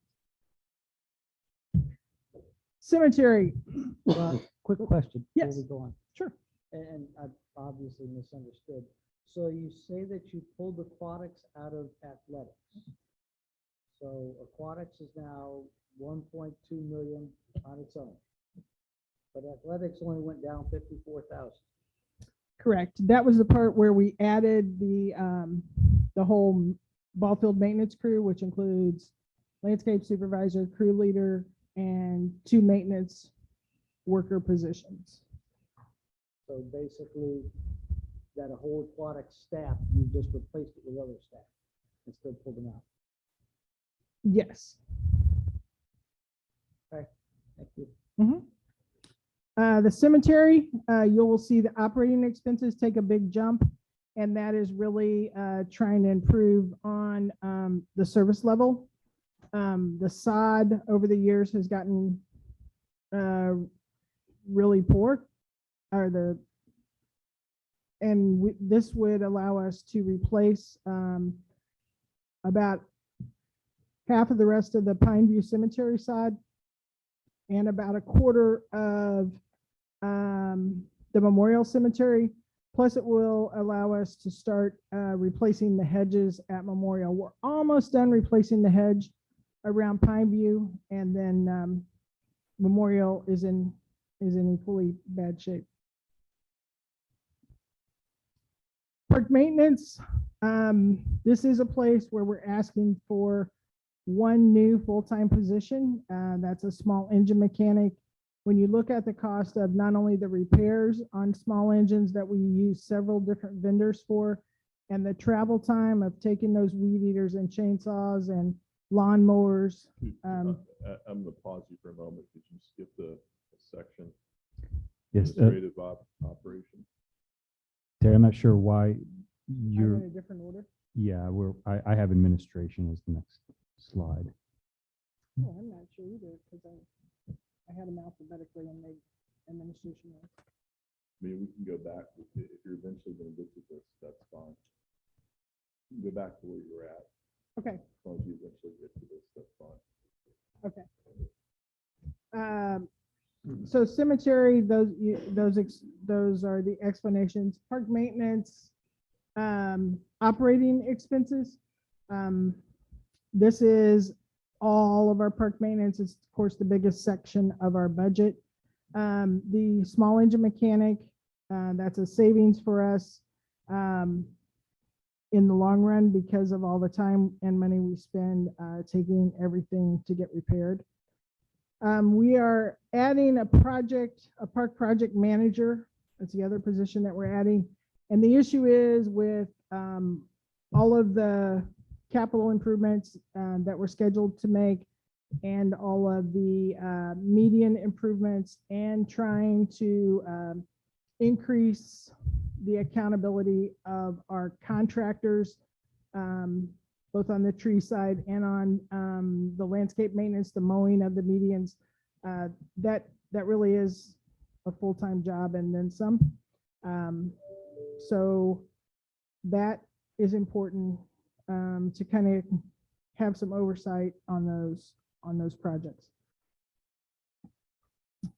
Before you move on, I have a question. So on your slide, you have the fiscal year 23 request of 7,758,398.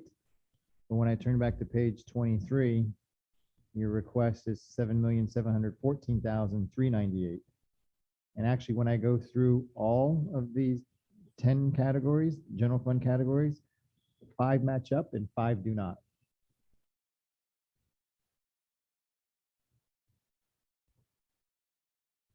I think I lost you. I'm sorry. Well, it says on the slide, this slide, like any slide, fiscal year 23 requests, 7,758,398. Yet on page 23, the summary is 7,714,398 for this one. If I go back to the administration and operating budget, on the summary slide, it's 984,000. And on the breakdown slide, it's 1.02 million.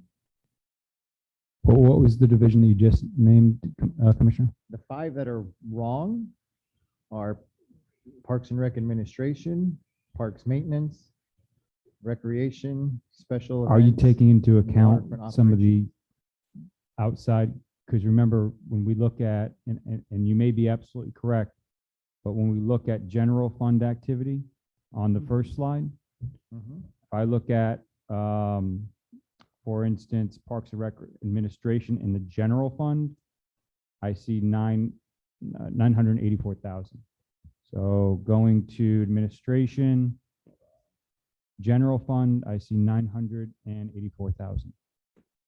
So as we look at each division, we have made a concerted effort to show the difference of where the funding is coming from. So going back to the summary slide once again, oops, sorry. We are looking at, some of the activities within the general fund, and we are looking at some of the activities within some of the other funding mechanisms like the Parks and Recreation Future Fund. So in the Parks and Recreation Future Fund, you can see expenses coming out of some of those divisions, which I think is what you're looking at. Okay, all right. All right, my bad.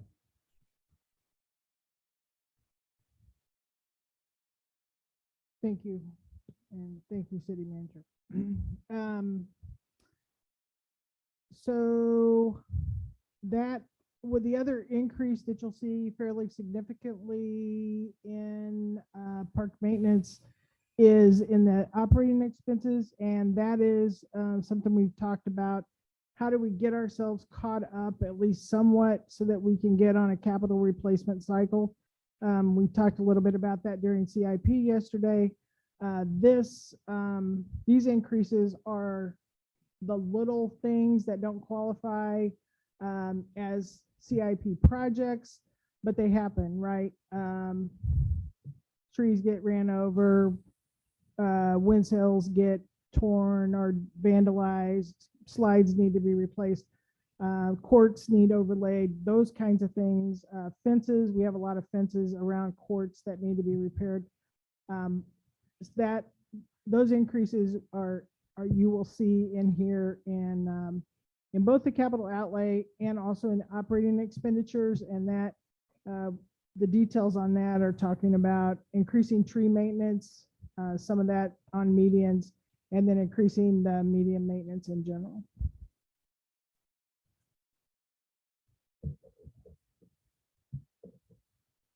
I'm ready. I just don't know which one's going to pop up. Well, you tell me where you're going and I'll get there. So Rec- before we leave this, Yep. just real quick, parks maintenance. I am concerned about the very poor condition of the field next to Quiet Waters Elementary School. That entire park and field looks terrible. Is what you're asking for here going to try to fix that and get it in the shape that it needs to be in? Well, there's a couple of different ways we can handle this. We have been looking at a partnership with outside organization who would like to come in and not only remediate that entire field, but program it as well. That's one option. Option two is we do it ourselves, and I'll let Ms. Renard speak further about that. Yeah, I know it was redone, as I understand, within the last few years.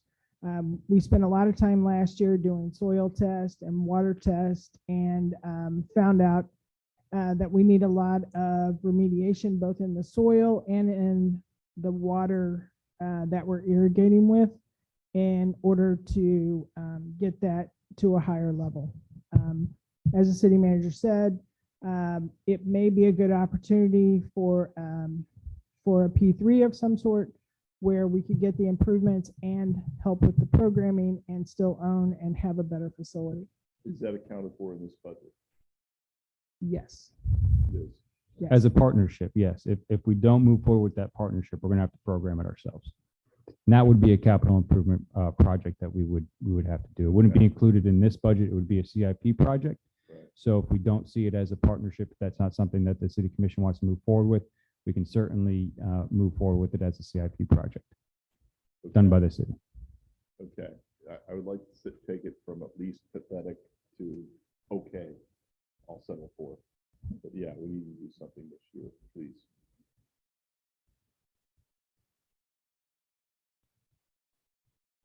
You go ahead and flip the page, tell me where you're going, and I'll just get us there. Recreation.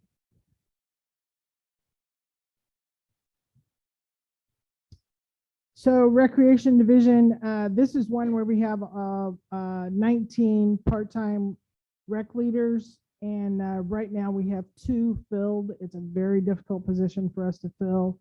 I think hopefully some of that may come up with the class and pay study. It is a low paying position, but it just is the climate that we're in as well. So the first thing we'd like to do is delete the superintendent of recreation. That's been vacant for over a year.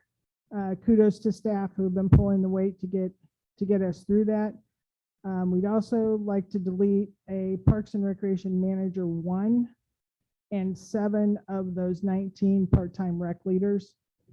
In exchange for that, we would like to add 3 full-time assistant Parks and Recreation managers. So right. I'm sorry, did you say you were eliminating 7 or 8? Because the slide says 8. You said 7. Oh, I'm sorry. 8 is the It number. was 8. I'm Okay. sorry. The 3 full-time assistant Parks and Recreation managers. So right now you have to go from a part-time rec leader to a Parks and Recreation manager. There's not an interim step is in terms of kind of career building. This would allow us at our 3 biggest centers to have an assistant Parks and Recreation manager, that kind of interim level for people to step their way up into a Parks and Recreation manager, plus give us an opportunity to hire full-time positions versus all those vacant part-time positions.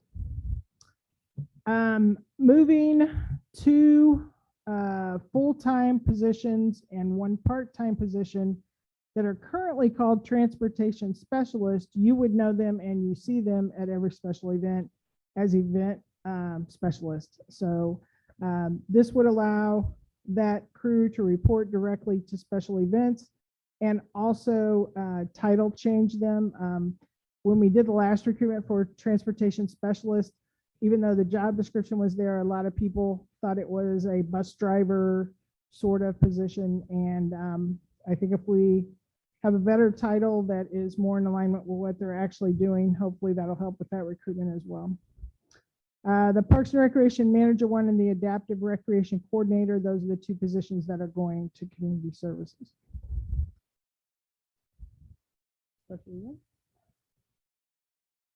This is a new division, special events. We pulled it apart from, administration.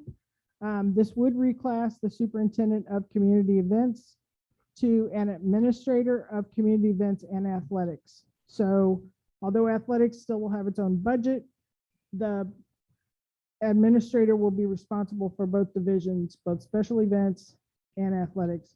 We think we have a lot more opportunity, not only to provide more programming through athletics, but special event athletics, whether that's a kickball tournament or a fun run or some of those kind of crossover between athletics and special events. And I do believe we have some revenue opportunity that we might be leaving on the table with our current layout of athletics. This does add, and part of that is through those deletions we saw on the previous page, a Parks and Recreation Manager 2 that would work directly in the special events office to allow that administrator to oversee both divisions. We already talked about moving the transportation specialist, and then this also, we already talked about moving those two current Parks and Rec Manager ones from administration to special events. The next slide should be special events as well, hopefully. Just want to make sure, did you go over administration? Yes. Okay. So this is kind of the layout of special events. So it moved from one division to the other. So thank you, Tamara, for kind of laying a side by side on the breakdown of the events. These are the costs. So you can see the 22 budget and the 23 request. And I can tell you there are a couple that go up. One is the MLK event, and the idea there is to try and bring in a national keynote speaker. We've been fortunate to have some good local speakers, but when you talk about MLK Day, there are some phenomenal national keynote speakers that I think would be worth at least giving it a try. 4th of July, that's an increase in fireworks. Same thing with Pioneer Days, increase in fireworks. And then other special events that says 52,000, but the explanation is that we're pulling some events out of recreation that are larger. Sip and stroll, movies in the park, those events all belong kind of housed under special events. So on the next page, this is where we break down that category called other special events. Excuse me. And you can see where Veterans Day was new last year. I think it was a great event. We're recommending that we continue that. And then Sip and Stroll and movies in the park and the National Day of Prayer were previously in recreation. They would move to special events. And then the egg hunt was previously in athletics, and it'll move to special events. Any questions on events? Why is Juneteenth buried in this other category? Shouldn't it be on the main one? I mean, it's 60,000. It's the most expensive special event that we have. Shouldn't it be categorized with the other ones? What that actually is, Commissioner, is that in previous years, a line item was created for each and every event. It's really not a best practice. So we don't do that anymore. Those events that you saw on the previous page were simply just line items created within the special events budget previously. And then it becomes an issue because if you rename an event, it's already got a name associated with an account, and it's just not a best practice. So Juneteenth is newer, so therefore it resides within this particular line item, which is special events. It's an accounting mechanism that we do in here. We give it a project code, and that's how we track the expenditures, but it really is nothing more than just bad practice from before.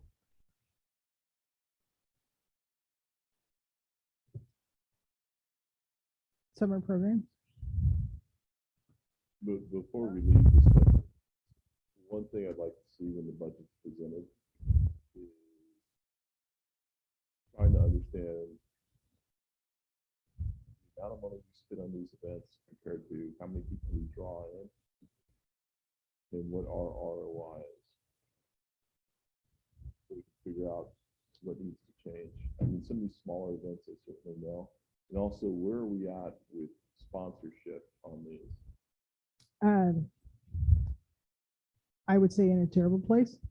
Okay. We need to put together, and we've had that conversation internally, we need to put together a sponsorship package for every event and really spend some time working on bringing in, we get vendor money, we get some small 500 here. Of course, JM's great at supporting events.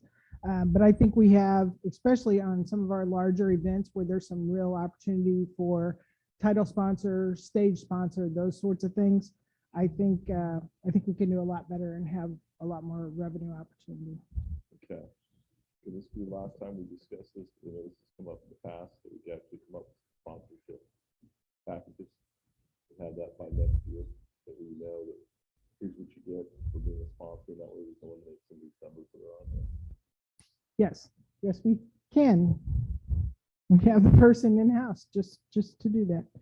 Just to follow up on that, how do you want them to define ROI for a special event? Well, if we have, Veterans if we Day, have Veterans Day. 300 people show up to an event and we're spending $30,000 on it, and we have an event that's bringing us in twice as many people, and we're doing it at half the cost. So you're just talking about participation. Sure. Citizen I mean, I don't really, it's I think it's very difficult for us to figure out the amount of revenue it brings in to I the agree. community. We can speculate on it, but we know that a lot of these businesses down at the beach or in these other areas have not been real forthcoming with that information. But we can make guesstimates based on the amount of people and what the averages usually are, so you can make some guesstimates. But if we've got something that's a dog, it's not paying off. So And you're we really got just something looking at really community successful. participation and what the community is getting out of it. Yeah, not- sip and okay. scroll's huge. I Okay, we're agree. spending $10,000 in sip and scroll. Do we have, is there an event here that we're spending money on that maybe if we put a little bit more money in sip and scroll, we know it's a popular event. I If agree. we've got 100%. something that's not working out, and I don't even know the name one, I'd rather not, but I mean, if I boots agree. on the beach or something like that. No, I we agree. need I that just in want to this. make sure that they have information on what they're looking for to Well, justify. I think my frustration is it's not the first time we've asked for this. And I think that's why I'm kind of like, okay, we talked sponsorship, we talked about packages, now you're able to do it. Let's make sure we have it in place. Understood.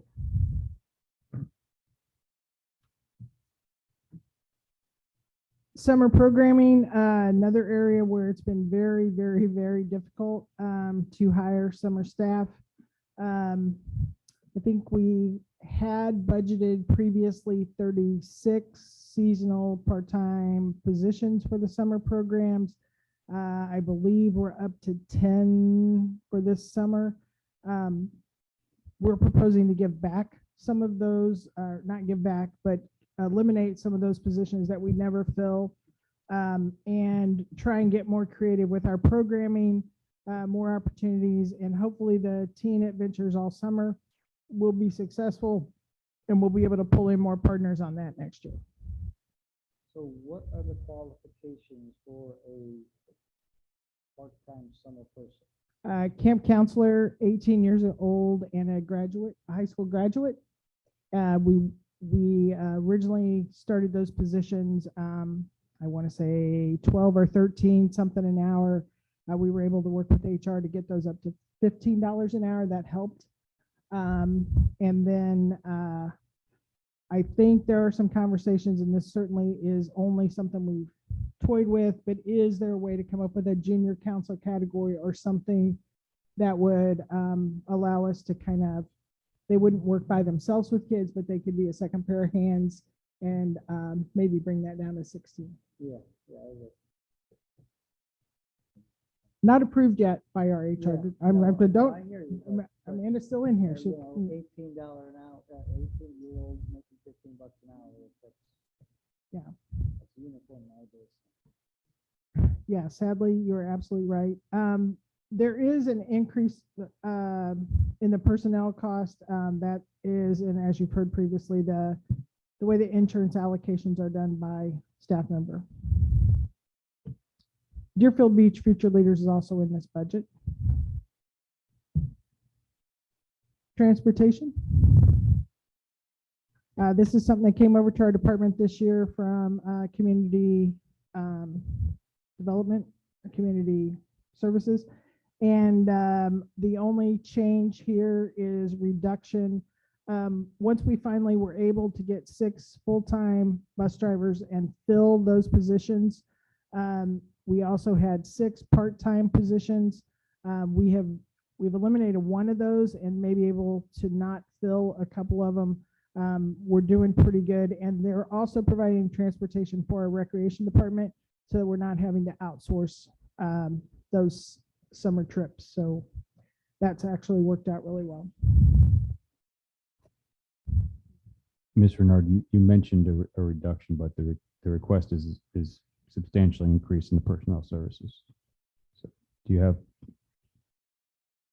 an explanation for that? I do. So we're the department with a whole bunch of part-time staff. Maybe the only department that has more than a handful. All of those part-time positions are the way our non-departmental expenses came back to the department is per position, not per FTE. So in some of those divisions where we have a high number of employees, but not necessarily a high number of FTEs, you'll see that higher. If you go back to park maintenance, you'll see it lower because it was spread across the department per employee and not necessarily per individual, if that makes sense. So the increase is related to the cost allocations for Mhm. insurance services and retiree health benefits. Yes, correct.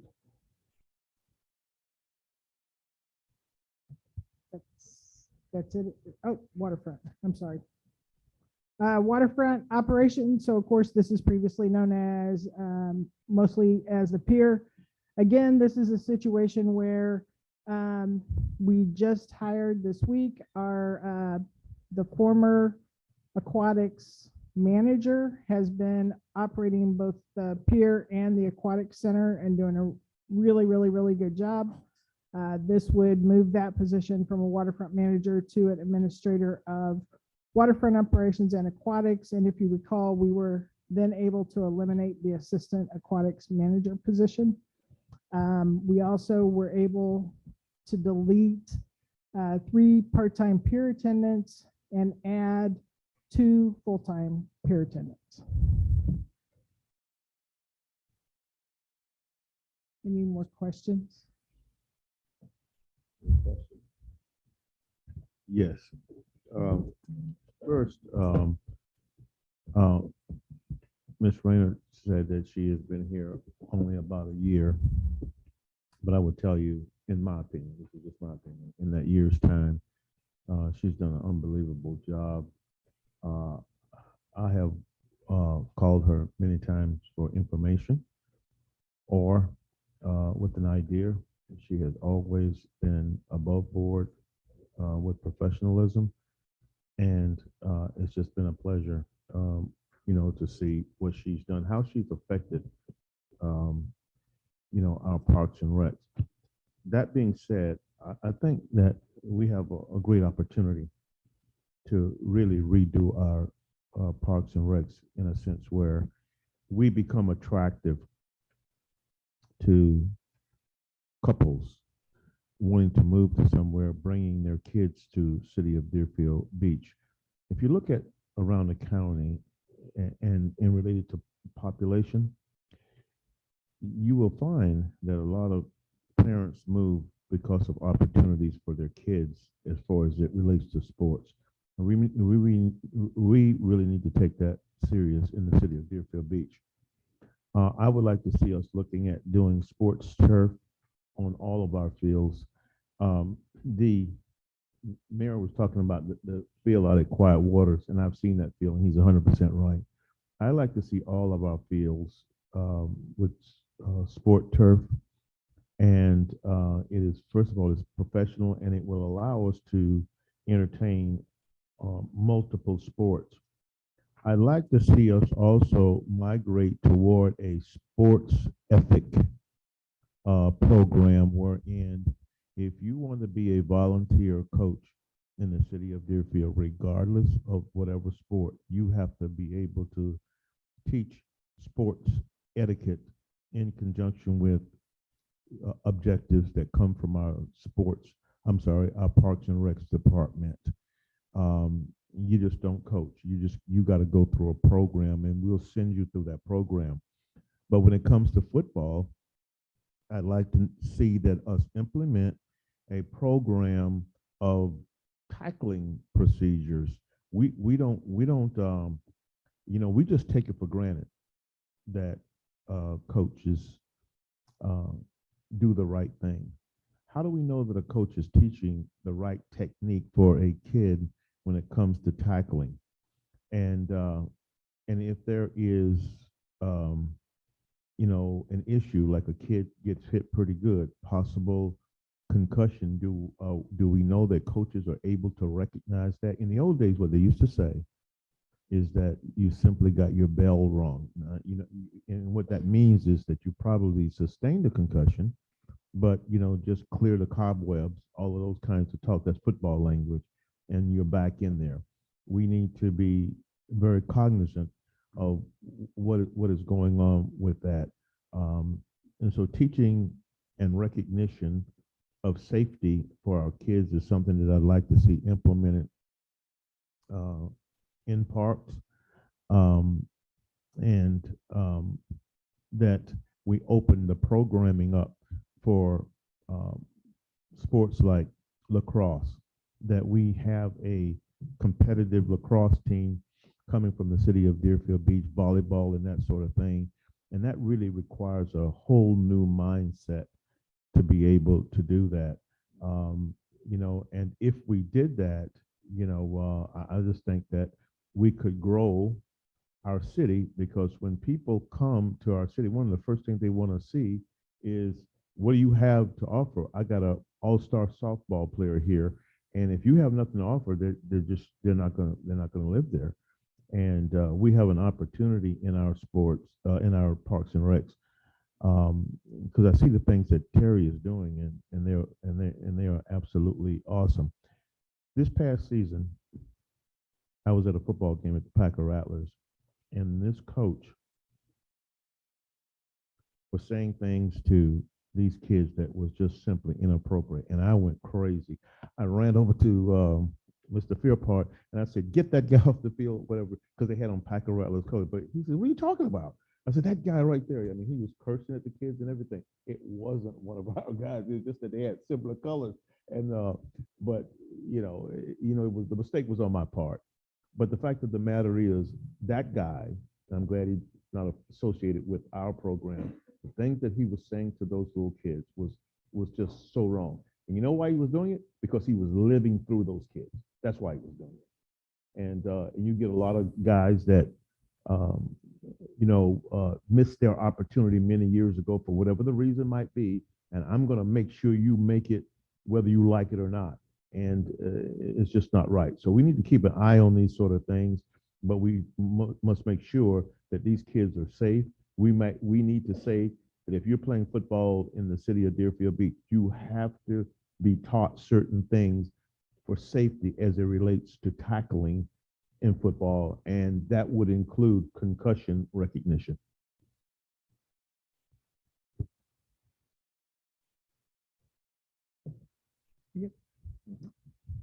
Liz, do you have the sponsorship deck done yet?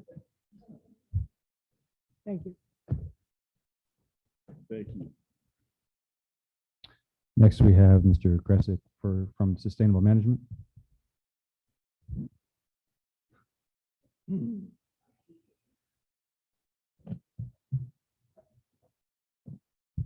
Good evening.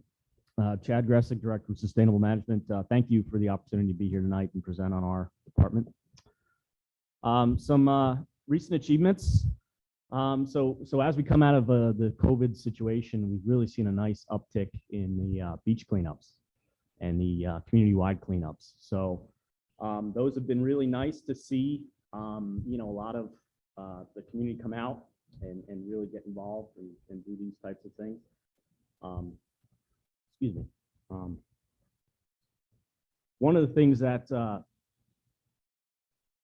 we've been really successful at looking at is just really getting the outreach out there, getting the community to just really look at these types of programs. And just give me a second, I need to.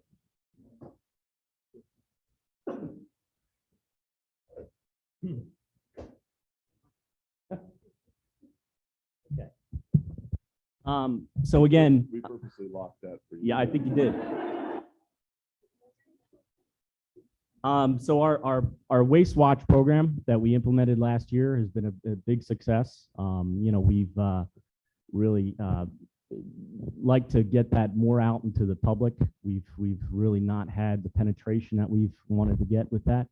So we're going to be working with the PIO to get that out and into the public a little bit more.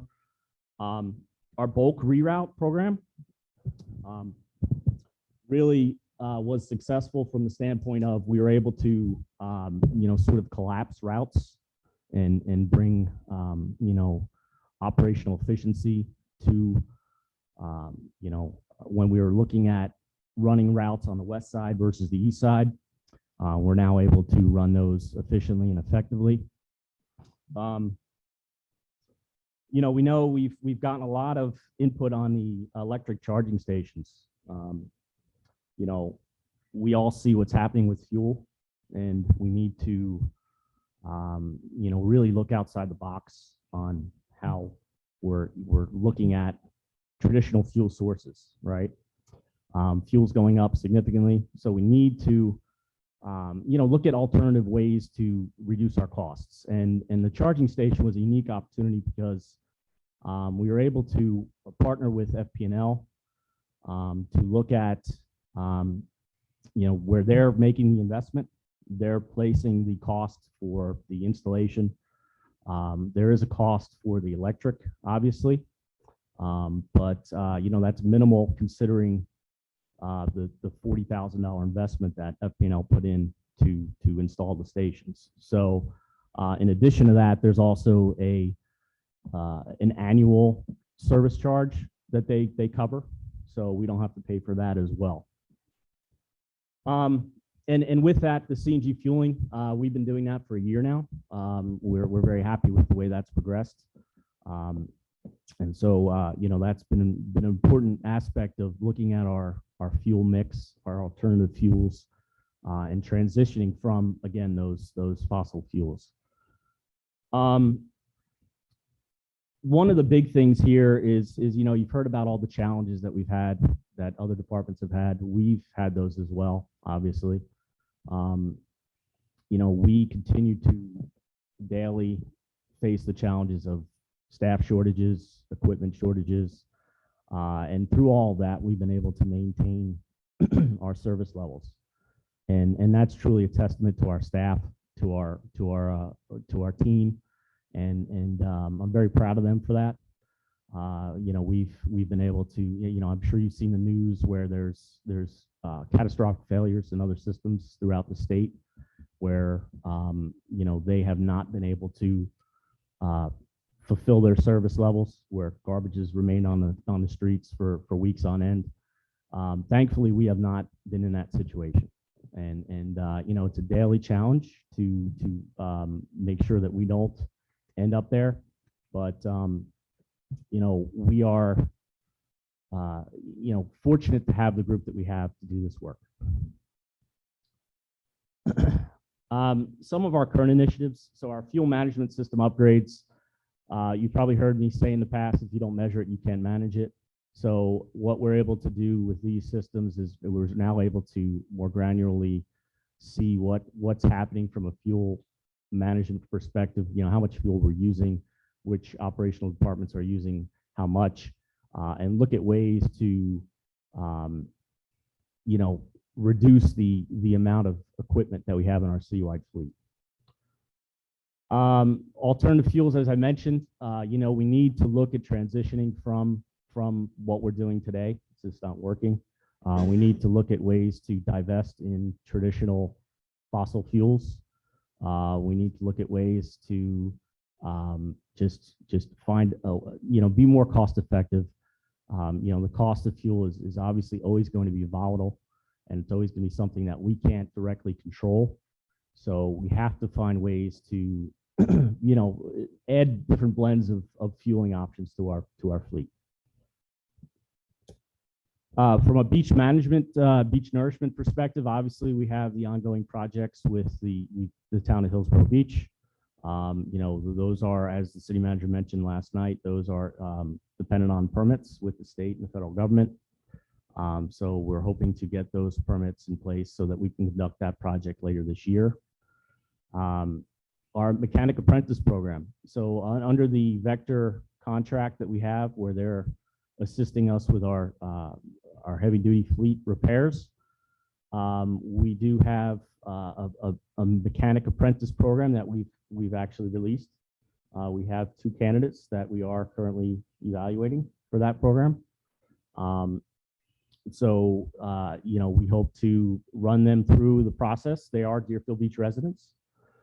And hopefully this program is successful, and from the standpoint of helping us to fulfill the challenges that we have in our fleet department as regards to mechanic shortages, but also as it pertains to, you know, the industry-wide situation that, you know, we also see through the Vector challenges as well. You know, we see them also having the same challenges we have. Obviously, we pay them as a vendor to fill those holes. So in working with them, hopefully we can help to at least resolve the local issue that we're dealing with. You heard the other night about the DFB apiary program, the expansion there in regards to the cameras. We hope to get those cameras live later this year. And then about this time last year, we talked about conducting a solid waste sufficiency study. We are in the final processes of having those studies completed so that we can present that information to the City Commission in the near future. Next slide. Future considerations. So, you know, one of the things that we're looking to do to, again, help to alleviate some of our challenges as it pertains to, you know, just equipment and people, we are looking at conducting a residential reroute, which will allow us to, again, collapse routes. Instead of having trucks on the east side and the west side, we could have trucks consolidated in one area in the city, which will allow us to reduce the amount of vehicles that we have to run. From a commercial solid waste invoicing perspective, one of the things that we're looking to do there is, you know, right now we bill in arrears. So we're looking to, you know, bill in advance, which is kind of what the rest of the industry does. So if we do that, that hopefully will help us from a cash flow perspective. The state of recycling, nothing has really substantially changed there. You know, you could see in the graph to the right that there's still a significant amount of volatility within the market. You know, there's you know, some challenges in regards to pricing, to fuel. A lot of local communities have stopped curbside recycling because of not only the cost, but also because of the fact that they just can't get the haulers to provide the staff and equipment to do it. So they can't run those additional routes. So at this point in time, we are not recommending, the reinstatement of the curbside recycling program. The solid waste working group, we obviously continue to follow that conversation intently to make sure that we're understanding where that's going. That's still several years away from what we can tell, but obviously it could have a significant impact on what we do and what our future looks like. With that said, obviously, the city manager alluded to some fund challenges that we've had that we've talked about in the past. We do still need to talk about the long-term viability of the fund and how we can ensure that it's sustainable in the long term. And again, that's going to be discussed hopefully in the near future along with the findings of the sufficiency study. We've talked about the mechanic challenges that we've had in the past. Obviously, again, we brought in vector management to address those challenges. We've also are now having issues with our driver collectors. So currently we are approximately 30% down on our staffing as for driver collectors, either through vacancies, individuals out, sick, or other reasons. So again, what that has resulted in is our other drivers having to pick up the slack, creating just additional stress on the operations that again you're seeing through all these other departments as well. Beach nourishment is obviously a future consideration. We need to continue to plan. We did enter into that 30-year settlement agreement with the town of Hillsborough Beach, so we are going to have to continue to work with them on planning for future nourishments above and beyond the one that we're planning for this year. Sustainability planning is obviously something that, again, we continue to look at. This year, we would like to conduct a sustainability citywide plan, looking at bringing in community leaders and community partners to find ways in which we can all work together to enhance our community. Next slide. So our department operates within the general fund, the Coastal and Waterways Division, as well as Fleet Management Division. Those two funds are essentially flat. We are seeing some decreases in the fleet management side through some operational savings that we're not putting out this year because we're expending a lot of them this year through the fleet fuel management system. We also, sorry. Well, this is just summary side, so let's get into Yep, okay. So going in the coastal and waterway operations budgets, again here, those are the key aspects that we're going to be working on. We don't have the artificial reef program listed here because it's not something we're funding this year, but we are working on, evaluating strategies there. And we do have some concepts and ideas, some public-private partnership opportunities that we're looking into. On the fleet side, as I mentioned, a minor reduction there. We are, from the personnel side, the savings are because of the fact that we have shifted one of our master truck mechanics' salaries over to the solid waste fund because that's essentially what they do. From recycling solid wastes, here you'll see a significant change in the capital outlay. Obviously, all that's been put into the capital outlay budget. We are reclassing one of our container service workers. That position is vacant. That employee was a fairly long tenured employee here with the city. So we are going to reclass that to a driver collector position. We anticipate a savings of approximately $7,800. Major changes obviously are going to be due to fuel, equipment, and vehicle repairs. Next slide. So with that said, obviously disposal is one of our major expense items. Right now the city was fortunate enough to negotiate a very good contract with the vendor to cap those increases at 3% a year. However, as indicated by the city manager last night, that vendor has approached us and has indicated that they most likely will be looking at a emergency price increase on that contract. Steel has increased by 220%. That's a huge jump, obviously. Our capital equipment, 9%. Today, actually, we were just notified that, a vehicle that we ordered in November of 2021 that we are expecting within the next few months is now not going to be delivered until April 2023. So that's a 16-month delivery period, significantly longer than anything we've run into in the past. So again, that's going to have a domino effect on everything that we do. Fuel, obviously, again, we discussed the challenges there. We're seeing about a 30% increase across the board.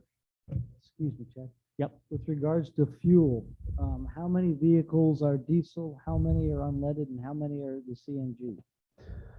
So from a solid waste perspective, we're about 50-50 CNG diesel. And we continue to swap those out as we bring in new vehicles.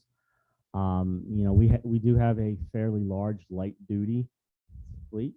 So if I don't have the numbers in front of me, but I would say probably 60% light duty unleaded, and then the remaining 40 would be the mix of the diesel and the CNG.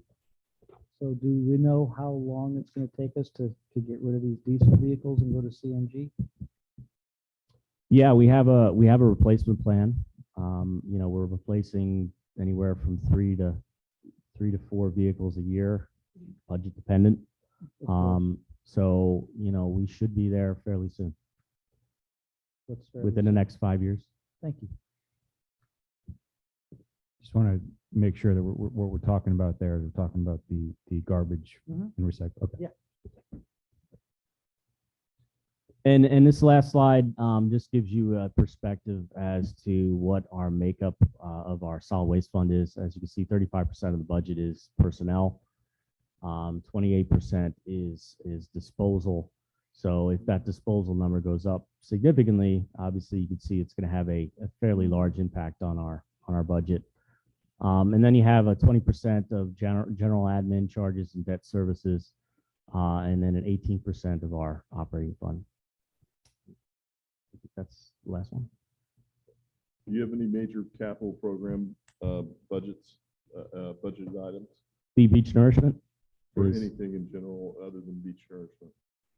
vehicles. Because I don't see those necessarily listed here. Correct. So yesterday when we did the CIP, we went through all the funds as it relates to capital improvement, the capital improvement program. What I'd like to see is, if you go back to last year's budget presentation, so there's a list there for what you have. Let us know what was completed and what was from last year. On the CIP. For what we have for sustainable management. The last page of what you presented last. You got it. Thank you. Thanks. I would just like to say that sometimes we may not know how well we have it or how well we don't have it unless there's some comparison. I was in a city recently in Broward County where the garbage was just on the ground. It was terrible. And it wasn't just at one residence.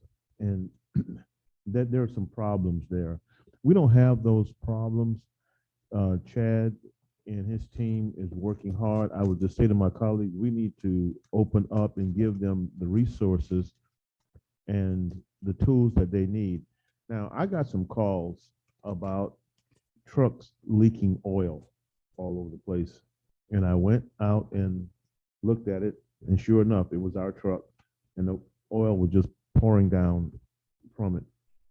And I looked at that, but I called the city manager. There is mechanisms in place to be able to take care of that, thank God. But the problem is that we put these guys under pressure to sustain a high level. I want to be convinced that they have the resources to be able to do that, because there's a reason that people aren't crowding City Hall saying that my garbage is being spilled over, and it's there for a given period of time. That's because you have someone thinking about that and trying to keep it so that Deerfield Beach is, we get compliments on sustainable management. And that means that we're going to have to work at keeping that, because we have trucks. I saw it myself that was just leaking oil, and that's because they're under pressure. They got to get the job done. I want to be convinced that he has the resources that he needs. I know we have personnel shortage, and there again, back down to personnel. We don't have the personnel. How can you do the job? It's very difficult. So a lot of these guys are in very difficult situations, and it's easy for us to sit here and say, do this, do this, do this, do this. But the question is, do they have the resources? And if they ask for those resources, and that might seem somewhat expensive on one side, are we willing to give them what they need to get the job done? So there's a lot of challenges here, but there's a reason why we are complimented about how well our garbage is dealt with in the city of Deerfield Beach. And like I said, if you had saw what I saw, see, this board wouldn't even accept it. They would be all over Ted. How can that happen in the city of Deerfield Beach? Well, it doesn't. Okay, but I'll guarantee you, he can't say now that he has all of the resources that he needs to do the job that he needs to do at the level that he's doing it. So we need to keep that in mind. Real quick, with respect to, policies going forward, and I know you will, two things to please keep the commission informed, which are going to obviously be big topics. One is the state of recycling as it goes forward and what changes are coming forward. I just have reinstituting a program, I think, is easier said than done. I think re-educate, we stopped the program because the public couldn't, it's not just Deerfield Beach, it's everywhere, couldn't recycle properly because of the contamination rate. I have nightmares thinking about contamination. So now that we've had this 2-year break from recycling and people are used to putting their garbage in the recycling and vice versa, just re-educating and starting a program has to be, I know I'm preaching to the choir, but I know it has to be done carefully, and if at all. I'm not sure how we do that. It's going to be a huge challenge in my opinion, but it's something that needs to be considered as we go forward, and maybe there's different alternatives or options as we go forward. But just keep us informed as we go along.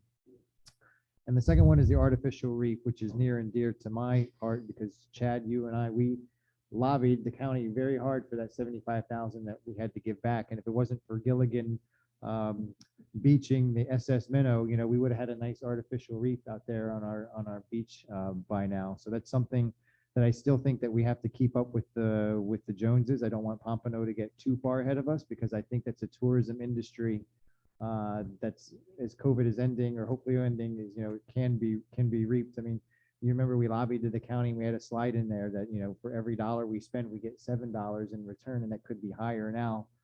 It's just free money that we're losing, and so that artificial reef I think ties into the nautical destination and ties in perfectly to what we're trying to accomplish over at Sullivan Park as well. I think it's just one big project that we can incorporate and market ourselves as going forward. So if there's any opportunity for the artificial reef, and I know it ties into the beach renourishment and getting that done and then remapping the ocean floor, it's very complicated, but long story short, please keep us informed if there's any opportunities because that's something that I really think is important going forward.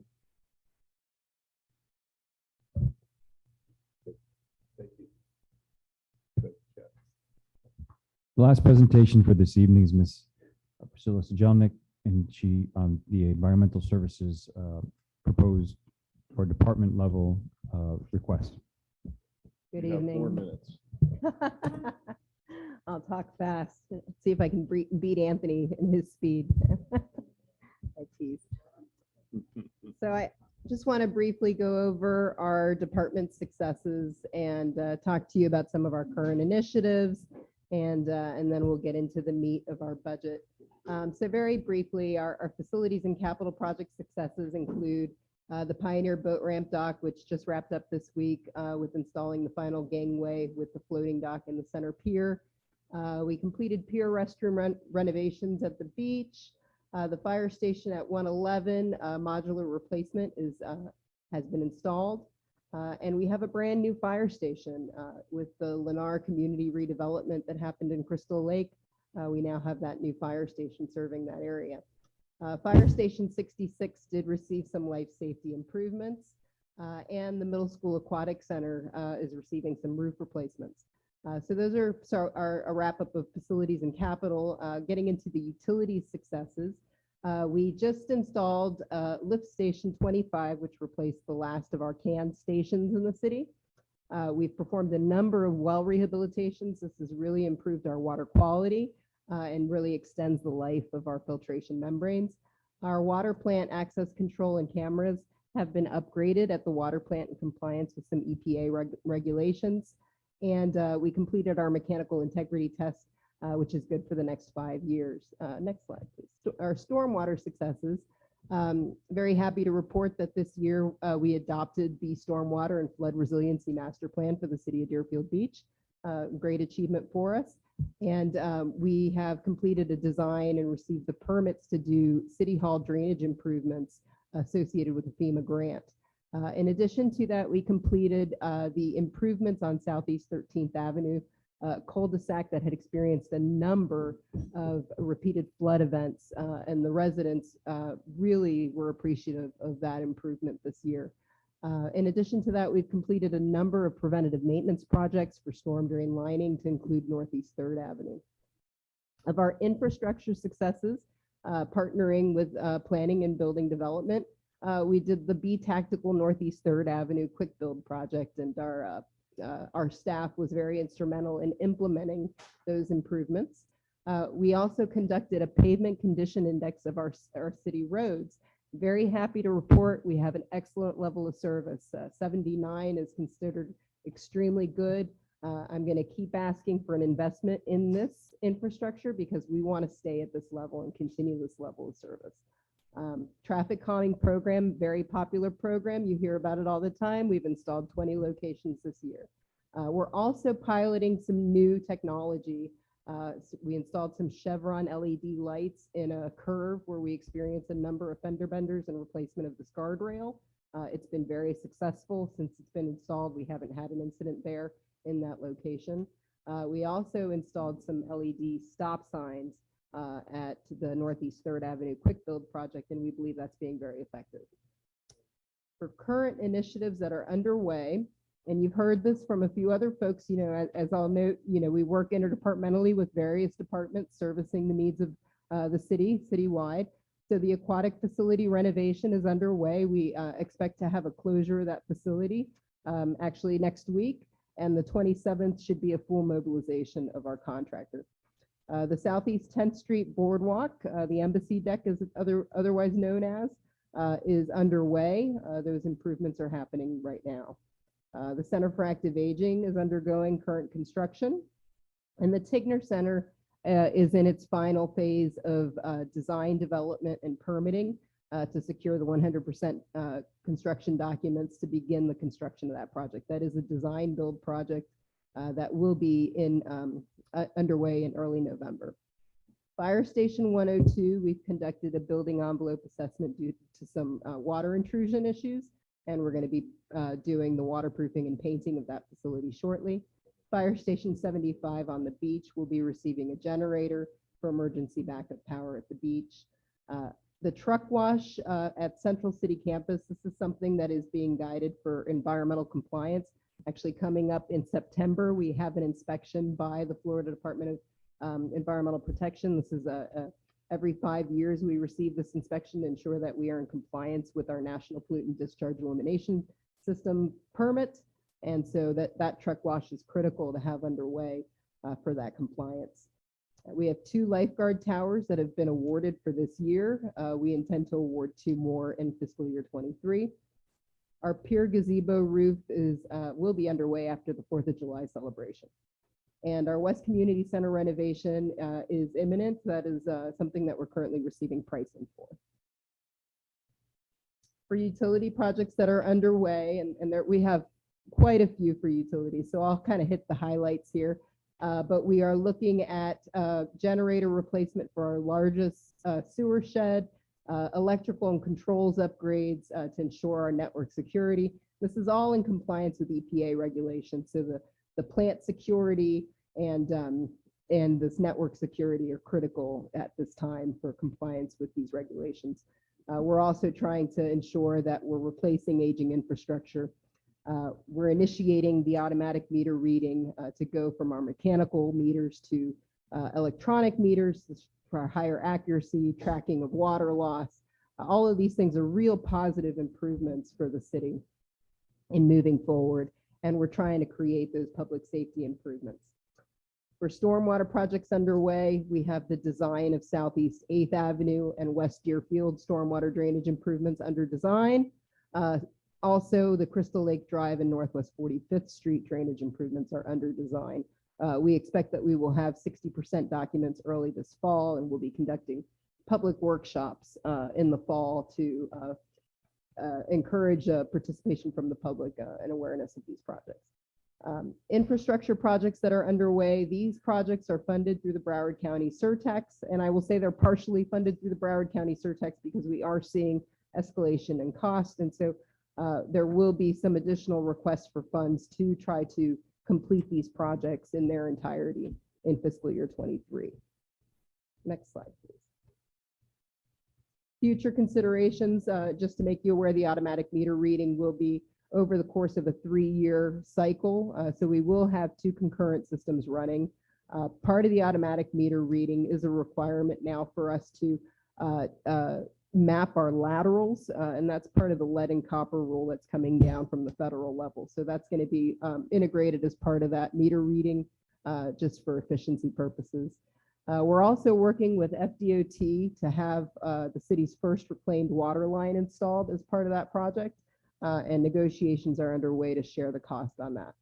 Our water plant treatment process, this is something that we talked to in quite some depth during our utility rate assessment, but we're going to be looking at changing our system from a fairly antiquated lime softening system to a more modernized system for filtration. And we're going to be looking at our pier because we do have some maintenance issues on the pier, and see what structural changes are needed to ensure the life cycle of that pier. And as I indicated, the lifeguard tower is going to be a multi-year project, so that will be something that will be ongoing. What we'll want to be doing in the future is heavily pursuing grant funding opportunities to ensure that we are programming the various needs of the city. Next slide. And so this is just kind of getting into some of the regulations that are leading the charge for some of our initiatives. As I indicated, HB 1297 and the EPA Water Infrastructure Act are really what's forcing our hand as far as evaluation of any vulnerabilities in our network. And so we are actively working on addressing all of those needs. The lead and copper rule, which comes down from a federal level, is what's requiring us to do an inventory of all the laterals. We do need to be mindful that from a federal level, we may be asked to do replacements that may be beyond the public right of way, where we may have to go into private property to do replacement. So that's something to be mindful of in the future. We also are mindful of increased regulation for level of service on water quality. And this is not just stormwater quality, but water quality itself, because there are a number of new contaminants that are being regulated, such as the forever chemicals known as PFAS. And then getting into some of the things that we've been working on this year, HB 53 was a state bill that came down that required that we give a condition assessment of our sanitary sewer and our storm sewer. And we have completed that effort. We're going to be submitting that at the end of this month. What came out of that was a full assessment of our sewer system. We worked with GIS and completed a whole assessment of that system, found that we are in very good shape on our sanitary sewer system. Obviously, our stormwater does need more attention, and that is where we have our stormwater master plan to guide those improvements in the future. Other considerations for the future include 40-year building assessments on our aging infrastructure, and that continued pavement management that I indicated is critical to ensure that level of service into the future. So this is getting into the overall budget for environmental services. The only division that comes out of the general fund is our construction and facilities division. Road and bridge, stormwater, and utility are each its own enterprise fund. Going into construction and facilities, we do see in personnel services an overall increase. However, that is due to the reclass of pension, and there are no increases in positions or additional personnel in that request. The capital outlay there is 100,000, and that is for the replacement of our pier bollard lights, approximately 45 lights to be replaced. Next slide, please. Under infrastructure, road and bridge, here again, there's no additional personnel being requested. It does include, what's interesting about this one is it does include capital in addition to our operations and maintenance. This is the only enterprise fund that doesn't have the capital budget separated from it. So you do see the full cost of our road and bridge capital projects to include the FAU and Pioneer Grove projects, which are fairly large projects, $7 million for FAU and Pioneer Grove at $5 million. And as I indicated, those are partially funded through the surtax. The other capital projects there listed include projects such as the Safe Routes to School, which is significantly funded through the state grant at $382,000. That estimate is based on our cost estimate from the engineer for the completion of that entire project. Oops, sorry. Sorry, I did want to just make a note about the FEC fence. That was something that Community Services was successful in securing a grant. It's an 80-20 split, but that will enable us to complete the decorative fence from 10th Street all the way to the city limits at Sample Road.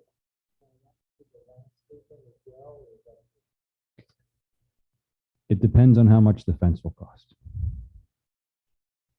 Thank you. Next slide. Stormwater. So here, this is interesting because, as I mentioned, road and bridge included capital and operations and maintenance. In this one, we have realigned the budget so that stormwater is pulled out. The capital budget is its own fund now. So that's why you see a reduction in this for capital outlay, because that capital outlay was put into its own capital fund. And you heard about that yesterday during the CIP presentation. Next slide, please. Administration and engineering, you will see a very large change in the operations expenditure. Forgive me. That entails the non-departmental expenses that include legal services. This has been, again, the realignment of funds. So that's why you see that significant increase in that line item. Next slide. And similarly here on utilities maintenance, again, very similar to what we've already said in other parts of this presentation. We do have a realignment. However, in utilities maintenance, we are making one request for a wastewater crew leader. This position had been eliminated last year. We are asking for it to come back into that division, specifically because the HB 53 rules do require us to do so much towards condition assessment and preventative maintenance. We really want to be far more proactive in our sanitary sewer maintenance than we have been. We have been highly reactive in the past. So we want to have more of a preventative maintenance angle with our crew, and this will lend itself to being able to divide up the crew among various different efforts such as maintenance, pump station maintenance, and then just performing the TVing, which is so necessary for condition assessment. Priscilla, would I be wrong to say that I believe this position was actually frozen back in 21? So it's been 2 years that we've had this position either frozen or out of the budget, and it's being requested at this point in 23 to be placed back in for the reasons you just mentioned. Is that correct? Yes. I've been operating with about a 4-man crew. Kenny, Tony, Elijah, and Mark have just done extraordinary, with the limited number of folks they have on hand. But really, what we need is to beef up that crew, so we're doing much more preventative maintenance. This, I just want to indicate, this is our pass-through budget This is the expenses that are directly charged to us by Broward County for the treatment of our wastewater. We do not have control over the cost of this. This is a direct pass-through expense. I will note that last year we did have a significant increase in this budget from Broward County. However, they did not project an increase for this year. In our water plant operating budget, we are asking for a little bit of restructuring here to be more consistent with how the plant operates. This is to provide for the addition of a water plant manager who really has the responsibility over the entire plant. And we are asking for a water lab technician to reclassify as a quality assurance and control officer because of the various regulations and requirements that are now being put on us, specifically things like having to do testing in schools and certain other things that are related to the regulation coming down from the federal and state level. I also want to note that our expenditures in chemical costs have increased significantly. I mean, for the last few months, you've heard us bringing some chemical costs before you, sulfuric acid, among various others that continue to escalate in cost. I feel like every quarter I'm before you asking for a change in pricing on these contracts. And so it has increased by 100%, just sulfuric acid, since the time of our budget last year. And that's being reflected right now in our operating expenditure. Next slide. All right, and I will take your questions. Any questions?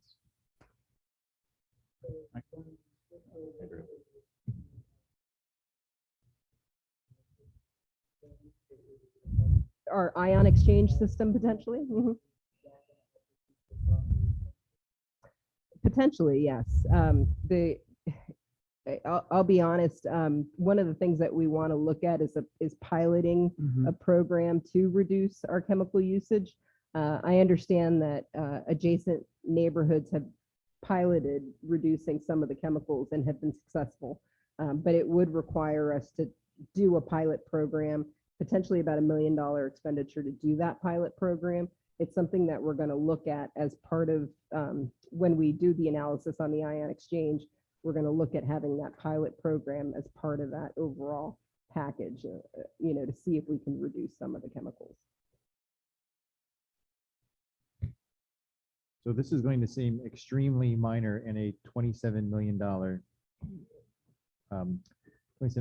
budget request, but two of the things that I get calls on frequently as a commissioner fall under your department. One is the traffic calming. Maybe all my commissioners get that. Please make sure that that line item is funded well, because I get calls constantly about people wanting traffic calming in the application process. So please just make sure there's money to satisfy that, plus some. And then second, I still get at least once a month, a call regarding that West Community Center. I mean, I don't know, that's been going on way too long. I don't know what the delay is, and there's no excuse for whatever the delay is. Do we have an ETA on that? Because it's way overdue. That is very delayed, and I do apologize for that. It did fall off my radar and recently came back on. We are working on getting a cost right now from contractors to do those improvements based on the plans that were produced by Ken Carlson about a year ago. We discovered we did have a funding mechanism for that. It was the Parks Impact Fee. So we are hopeful that the bids come in within what's available in the Parks Impact Fee. Otherwise, I'll be coming back here and asking potentially for funds to do the entire project or scaling the scope back some. But yes, there is a Park Impact Fee fund for that improvement, and we're looking to make those improvements shortly. It's way overdue. Yes.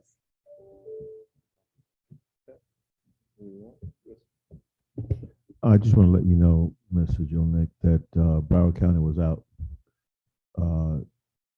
yesterday with the area that we talked about over at Buck Pride Way and 6th Avenue. And I'd like to thank you and your staff for that, because there was a lot of complaints about, the safety in that area for the kids, people not being able to see the painting And I saw them out there, and it looks good. So Good. thank you and your staff very much. Excellent. Thank you. That's it. Thank you. Great, thank you. Thank you. City Manager, I'm just gonna give you some overall notes on a couple of things we heard tonight, and just a couple of things I may have left out. One of the things with the department that's just leaving is, and I don't think it's something we'll have in the budget for this year, but something we need to consider is Palm Plaza drainage. I know we did resurfacing, you and I talked about that. We know there's still a drainage issue there, but it's something that we might want to look at in the future that we need to address. Okay. The That way is- it is now, that water is actually running into some of those businesses there. Okay. And I'm glad to see that we're addressing some of these drainage issues and some of these problem areas. It's nice to see us finally having to build up that account for us to be able to use some of those funds to go towards attacking some of this stuff. So it's good to see that moving forward. So thank you for that. With the lowered cost when it comes to public safety of the LPRs, can we start seeing more of those in other areas? We will, yeah, and that was some of the holdup there, Mayor, is that the cost was going to be exorbitant for placing LPRs in places other than attached to, say, businesses, infrastructure, their actual physical buildings and things like that. So now we can actually start really getting them out into, you know, the medians and strategic locations at entry points in the city and that sort of Yeah, thing. if you look in the western portion of the city, there's a lot of neighborhoods that have very limited entrance and access points. Deer Creek, I think, only has 3. The whole Deer Run area only has 3. Those are prime candidates for LPRs to go in there, including the neighborhood to the west of the northwest corner of Powerline and Hillsborough. Those, I think, for all of those neighborhoods there might be a total of maybe 3 or 4 access points total. So those could be some good areas for us to do that, and which should be quick bang for the buck. It gets trickier in other areas because there's a lot of entrance and access points. So I know that it becomes harder, but those are some areas that I think would be low-hanging fruit when it comes to those. And just to clarify, when we talk about using county infrastructure, we're talking about their signal light poles. Right, So, as yeah. opposed to what we had to do and all the money we spent on our first pilot program. Yeah. Right, yeah, so the cost seems to have gone down and it makes a better opportunity for us. I want to see us continue to do upgrades to the pier. I'm glad to see we're doing the pavilion roof, but I know I want to make sure that when I actually see a picture of a fish that Commissioner Preston catches, that it's a nice, clean pier. And so if we can continue to keep doing those improvements there, that's great. The other thing is the Historical Society. I know it's been mentioned as far as some partnerships and opportunities using our facilities. I think this is a very popular and unique, very Deerfield Beach centric organization that really can use a shot in the arm to either they can continue to languish like they're doing, or they can kind of take a step up. So I know as you put this together and craft that budget, if we could look at some considerations for them, to be able to put them in a different area than where they're operating in now. I think that's all the points that I have. Okay. Does that give you, have we given you enough direction tonight? I think I've received plenty. I appreciate Probably it. more than you wanted, I'm sure. Is there anyone from the public who'd care to comment on anything that's presented tonight? Not seeing anybody from the public, I'm going to close it to the public. Sure.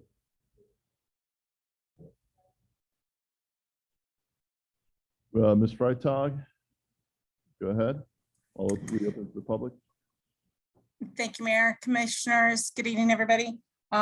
One of the things that I addressed last night was an issue with a piece of equipment that basically has been lost between 2 different departments. And I'm finding that situations like this are kind of all over the place.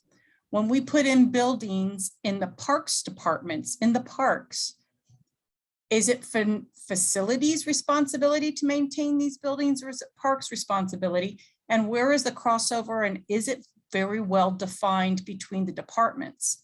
When it comes to painting, when it comes to replacing gutters, when it comes to replacing shutters, things like this on the different buildings, does that fall into facilities or does that fall into Parks and Rec? Who would be the best people to actually do the work so that it gets done properly with the right amount of experience and expertise, with the saving us the most dollars possible. That's what I would like to see all of the departments kind of look at. For example, the particular unit I was talking about at City Hall, the unit is located on the outside of the building, so it'd be considered facilities, but it takes care of the equipment on the inside of the building, so that would be considered IT. It's a toss-up as to who is going to pay for the replacement of that equipment. This is not an isolated incident. This is an incident that is across the board at all different facilities throughout the city that really needs to be addressed, be it with Parks and Rec facilities, be it with IT and facilities. Everybody across the board really needs to please try and pay a little bit more attention and see how we can negate letting repairs slip so far to the point where we're replacing instead of repairing, which costs the city a lot more money. Thank you. Thank you. Ms. Clark-Reed? Thank you, Mayor. Good evening. I would like to ask law enforcement, public safety. Are our businesses required to have the heart paddles machines in their buildings? Is that your only question? Yes, that's a question to public safety. Is that your only one? No, and also the suggestion about the programming for ocean rescue. I think Commissioner Drosky could probably bring that to the Broward League of Cities in his new position, because Deerfield isn't the only city with a high school that has a pool. This is throughout Broward County. There are schools that have facilities, and that may be a program that they want to establish throughout the county. Okay. That's the end of my comments. Thank you. Anyone else? Not for businesses. Thank you. I'm going to close it to the public. City Manager, can you answer that one question that we had? The building codes does not require those to be installed in private businesses. We do have them in city facilities, but they are not required. We have them in there just because it's the right thing to do. Excellent. Correct. Yeah. You could. Yeah. Okay, that's it. I'd like to thank all of you for putting up with us tonight. Thank you for being here, your staff. Mr. Santucci, good job. Thank you very much. Appreciate it. With that, looking for a motion to adjourn. Motion to adjourn? All in favor, say aye. Aye. Aye. Meeting adjourned. Thanks for coming, Mr. Mayor.